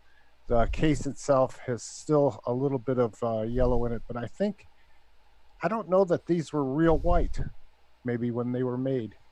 I'm not really sure. Well, those are painted, aren't they? That style case? I'm not No, sure. not the white ones. Okay. You see, the bottom has always been protected, and the top is a slight yellow, but the keyboard's in nice shape. Keyboard come from a different machine, obviously. I think this one had a chiclet keyboard at one time. It probably would have had the melted keyboard if it's the white CoCo. So. Okay. Yeah. Originally. Well, yeah. Well, being out in the desert, do you have any problems with this thing's melting? No, not at all. Well, I would in July or August when it's 120 degrees. 120 degrees is horrid. It's terrible. It's very, very hot. So you've experimented with various computers and peripherals here. Have you had anything that you've tried that has not made any difference at all? Just that CoCo 1, the white one that hasn't the yellowing hasn't gone away as much as I would have liked. That's almost 49 centigrade. There's one other thing that it's tough to get to come white is the keyboard. This one here was out in the sun for a while, but as you can see, it still has a little bit of yellow in it. I don't know if you can notice there that some of the keys are a little yellow. Yeah. Compare that to this one, which is a fairly new machine. We have a question in the chat room. How long did you leave the things out in the sun? 2 days. Actually 2.5 days for the DMP 110. the first day I put it out for like 4 or 5 hours. It was sunny, and then it got cloudy the rest of the day.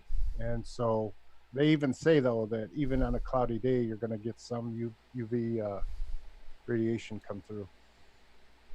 So on the whole, though, you'd say it's actually quite successful. It actually has helped. Yes. Yeah. The more sunshine direct, the better the results.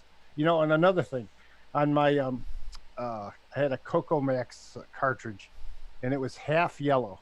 Oh yeah, because half was plugged in and half was out, right? Yeah, and it has come real close to even. You can still tell it was yellowed some, but if I leave it out longer, it'd probably go completely white. Which you know, if you can put something out safely without having anybody snatch it away from you, and you have constant sun for most of the day, why not?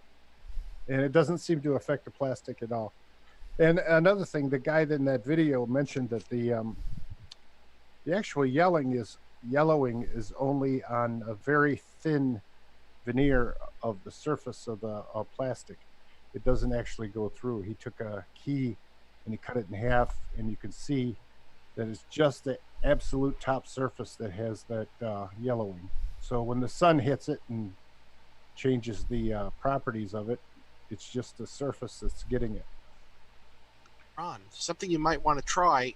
Back in the day, I worked for a computer company that repaired monitors and systems, and we would clean them with like Comet or bleach, and then we would hit them with Armor All.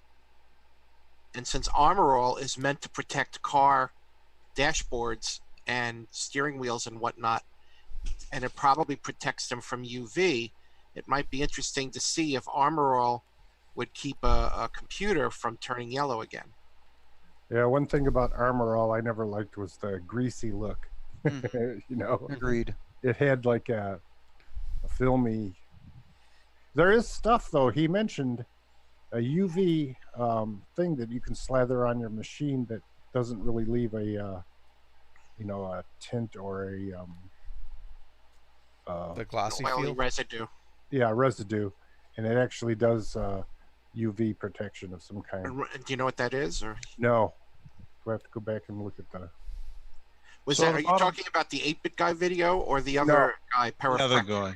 The other guy that has a really soft voice that'll make you go to sleep after about 10 minutes. That's got to be paraphractic, because people always say his voice is very calming. So His basically, videos the are bottom line is, if you got good UV out there, like what you get in the spring and summer, this is a good, cheap way to get your Cocos looking good again. Yep. I'm definitely have to give that a try, because one of mine is quite yellowed now. So, of course, up there in Canada, you probably have to keep it out for a week. Oh no, since we're further up north in the summer, our days are much longer than yours. Like it's daylight from 5 till 10 at night. So yeah, but you're still got that angle. Oh, that's true. You don't get as much UV. Not as much though. I mean, at that point, yeah, the angle of the Earth is we're getting a bit more sunlight, but and we get up to 40 degrees Celsius, 104 degrees Fahrenheit here too. So yeah. Yeah, well, that's not the dry heat, is it? No. Here in the prairies it is, but it's dry cold and dry heat. Not the heat, it's the humidity. Yeah. Yeah, you guys have the humidity down by the Toronto area and Ottawa area, because you got the Great Lakes, but up here, it's pretty dry. Well, do we have anything else for the show, Curtis? Well, I did have a bunch of news stories keyed up, but I don't think we need to go through them all. Maybe I'll just, rather than sharing screens and stuff here, I'll just mention where they came from, and I'll just kind of do a quick wrap up of them. Okay. So first one, congratulations to the CoCo crew. John Linville mentioned that they've exceeded 90,000 total downloads over the entire run of their show now, which is a nice milestone to hit. I'm not sure when they're going to hit 100,000, but I'd imagine it'd be later this year. So, and since they're the kind of show that inspired us to start in the first place, and also inspired people to start going to the fest again, got to give them a shout out for that. Fedor Steeman had been looking into the Motorola RMS chipset, and if you've read the Boise Bill Guidis history book on the CoCo, that was the chipset that Tandy was originally thinking of using on the CoCo 3. It was 68,000 and 69 compatible, supposedly, but it was over budget and wasn't being produced in time. And Tandy eventually switched to the Gimme. Plus, from what I understand, it wasn't really good with the 6809. It was just like barely passable. But it had been rumored for a while that had been basically just a spec. It never got fully produced beyond the prototype stage, but Fedora found some machines that actually are made with it that actually were sold, 68,000 base machines. So it's kind of interesting to see what was out there. So there's a whole discussion on Facebook about that, with some links to actual documents on some of these computers that were sold. BBC Micros, I think, were some of them. Quick mention: ease of use beta 4 release 2 is out. That was basically just a bug fix because we discovered that Thexter on 2 meg machines didn't run properly. It wasn't a hardware issue. It doesn't matter which 2 meg upgrade you had. It was a little software bug from the way Alan back in '92 tried to make it work on all CoCos. And none of us had 2 meg back then, so none of us tested it. So I had 2 meg after the fest, tested it, and it didn't work. So I released a fix. We also threw a couple extra games in there while we're at it. I threaten to start a drinking game every time Curtis mentions ease of use. You better get your Alcoholics Anonymous card ready then. That's right. Jason already talked about his stuff at HamVention, so I skipped that one. There is some talks, I guess Brendan Donaghy's mentioned, and Ron Klein is talking with the MAME people about getting CoCo VGA possibly emulated in MAME, which I think would be a huge help for people wanting to develop software for it. They won't need the actual hardware to test stuff out. If you want to use 64 column mode, the extra colors, the redefinable character sets, etc. So I'm really hoping that project goes through. I have one now finally, but it'd be nice for people that can't get it, or they don't have a compatible motherboard to fit it on with the current designs, to be able to program for it. It's an amazing card. It sure is. Yeah. The project that Nick and I did with the palette settings on the CoCo 3 for cold CoCo 1 and 2 P mode 1 and 3 games, which we've discussed on the show before, has actually been starting to get some feedback with some alternative colors from other people now, and some CoCo VGA support. So there's been stuff like Invader's Revenge. There's been one for Puyan, a few others, where they have actually uploaded the disk images where you can, if you have a CoCo VGA, you can redefine the palettes and then play it with the same type of colors we're seeing on the CoCo 3, or even better colors. Plus, you can control the border on those, which you can't do in the CoCo 3. So actually, there's some enhancements there. So if you've been following that thread on Facebook, you try some of those if you have a CoCo VGA. Some pretty amazing looking stuff, which you can do with the proper 4 colors instead of just the 4 that the Motorola chip picked. Another one was, I'm hoping I'm pronouncing his name correctly here, Andre Ballista is working on an external video card for the CoCo 1, 2, and 3, which is based on Coco de Moz, and I can't remember what his real name is, but that's his handle.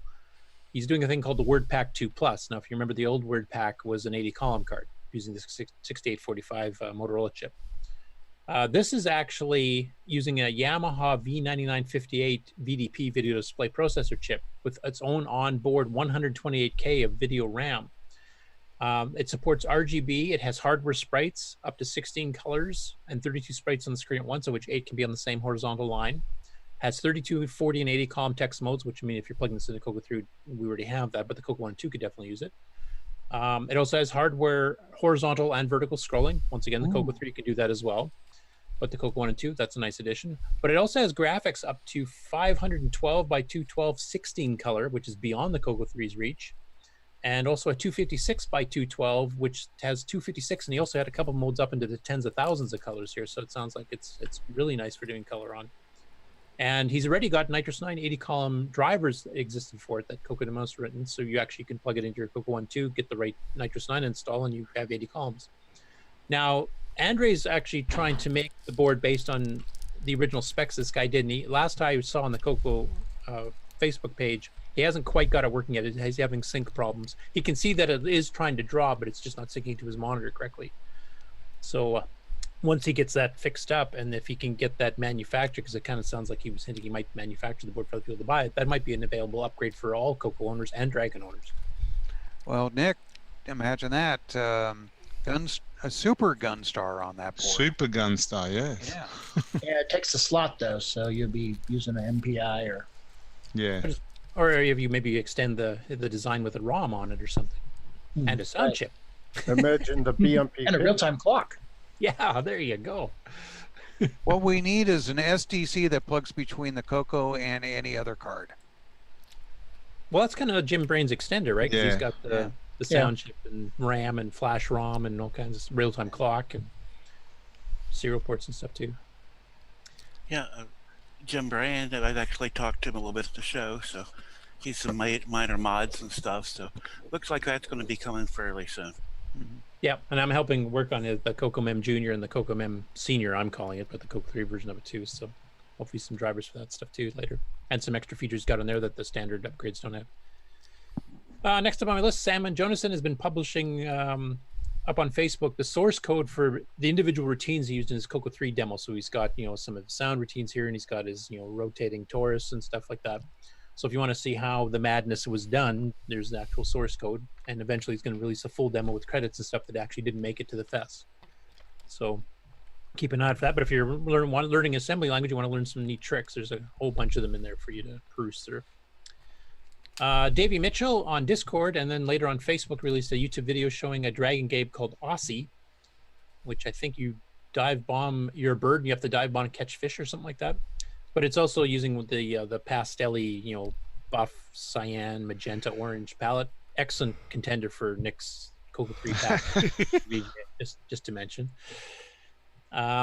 Boise Pete mentioned that the Rainbow Magazine preservation product for the original Rainbow, not the new one, is well underway at the Evangeline Parish Library, and he's got some pictures of some of the booklets put together. There's two different sizes. One if it's the magazine Rainbows, and a larger size if it was the newspaper version of Rainbow, and showing the progress and how it's all bound together and stuff, which is quite interesting. And it's quite nice that there's a professionally bound, archival version of this happening. Retrobreading we already talked about. And Ed Snyder, that was my last bit of news for now, had some updates on his new Coco 3 3D printed keyboard with pictures on Facebook, showing 3D printed keys that he's doing, and it's actually he's doing the whole keyboard, so it's the whole mechanical switch and everything else. And I'm definitely looking forward to that being an upgrade for at least one of my Cocos here. So Curtis, yep. I don't think he's 3D printing the keys, just the surround. He has the laser engraver that he's using on the pre-injected key, molded key keys. And so he's doing the lettering with that laser engraver, and then just the support and surround, I think it's being 3D printed. Okay, thanks for the correction. Actually, I think I did know that. I just wrote it down wrong. Ed mentioned in another discussion that he was working on a 3D printed case to put the keyboard in so that he could make a little USB adapter board so you could then plug that keyboard into a PC running VCC or one of the other emulators so that you could have a correct Coco keyboard on the emulator rather than having to translate the PC keyboard. Which would work with the Coco Pi too, right? Yes. Yeah, I did see that mentioned too. Ed's a machine. He's got to be a cyborg of some sort. He just comes up with so much stuff, and he's manufacturing SDCs and everything else in the background, selling or there's Mega Mini MPI and stuff here. He just cranks a dozen or so of those out a week, plus everything else he's working on, and then writes software too to show off like his sound cards and stuff. So I don't know how the heck he does it all. And we believe he has a day job also. Yeah, so rumor has it. So, Curtis, do we have anything else? Nope, that was my last story. And with the stories, that completes everything you got on your rundown, right? Yeah. Okay. Does anybody else have anything quick to interject for the Coco community? Andre himself said he's thanks for the mention. He's still trying to get the sync issues identified and hopefully resolved. Good. I would like to interject something if possible. What's that, David? Oh, I'd like to interject if possible. I would like to say thank you to everyone that was in the community that was able to make Coco Fest this year. It certainly was great to see everyone that made. Definitely. Absolutely. Yeah. So how many of you out there polished the bald head of David? He wouldn't let me get close to him. I did it, but I did it on the elevator before the doors were open for the public, so nobody got to see it. Oh, okay. We promise not to talk about that, Curtis. Rub David for luck. Yeah, and it worked. I mean, they had the elevator doors open within 30 minutes, 45 minutes. So, although it was getting very hot in there. I mean, with all the tools you guys guys had, either David. So with all the tools you guys had in the elevator, you couldn't open the doors? No, we were stuck between floors. So. Yeah, just hopefully nobody was using the elevator to go to the bathroom. Or else you'd be going to the bathroom in there. No comments. Steve, that'd be like the P corner in the Orville. I was going to say the Orville reference, the P corner. P corner. Oh, who's going to clean the P corner? Excellent show, by the way. If you're not watching it, you should. Everyone was gonna take David and push him up through the trapdoor in the top of the elevator. Actually, they never even offered that as an option. They were just saying, just wait. Don't try to call through until they shut the power off, just in case it suddenly kicked on and severed one of us in half or something. Well, that would have been a sight to see for sure. Coco Fest Part 2. Yeah. Coco Fest attendees, half off. No. Speaking French, you're going to be able to move it to Canada one of these years. Whose entrails are these? And on that note, I think we should just go ahead and do the extra. Yep, I think so. Jump the shark. This concludes another episode of CoCoTALK, the world's leading live talk show featuring the Tandy Color Computer. For all things CoCoTALK, visit us on the web at CocoTalk.live. We'd love to hear from you. Send feedback, suggestions, even segments via email to CocoTalk@CocoTalk.live. CocoTalk is rocking the 8-bit world, keeping the Tandy flame alive. We may be mocked, but we'll never stop, 'cause CocoTalk is rocking the 8-bit world.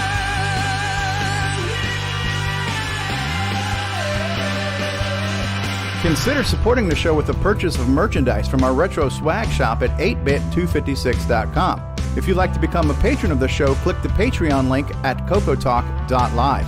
CocoTalk would not exist without the community and its cast and crew and contributors. CocoTalk is rocking the 8-bit world, keeping the Tandy flame alive. We may be mocked, but we'll never stop, 'cause CocoTalk is rocking the 8-bit world. Thanks go to Curtis Boyle, David Ladd, Mark Overholzer, Grant Leedy, Bruce Moore, Nick Morentes, Ron Delvaux, Rick Adams, Jason Reighard, Richard Lorbieski, Jim Brain, Tom C., Rob Inman, Mark Bosley, Brian Joyce, Ken Reichert, David O'Connor, Brian Weasler, Terry Steggy, John Strong, and many more, especially Steve Bjork for his production suggestions.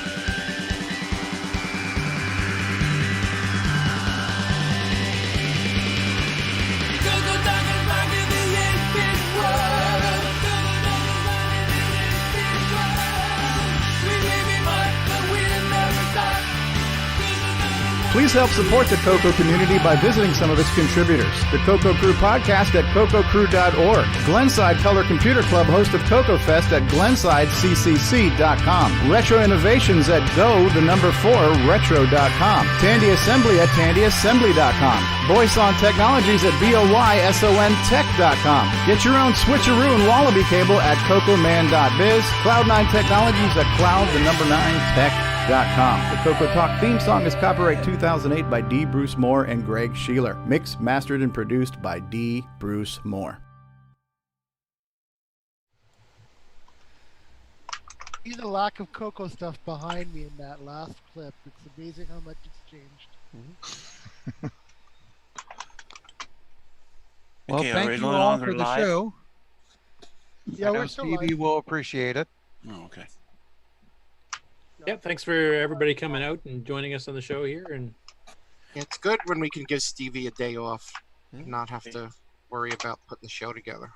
I have a couple things to share when we're no longer live. Let me know. Okay, so bye-bye. Everybody wave bye-bye. Thanks, York. Thanks, Curtis. And thanks, Mark. Push the button, Frank. Bye, everyone. Bye, everyone.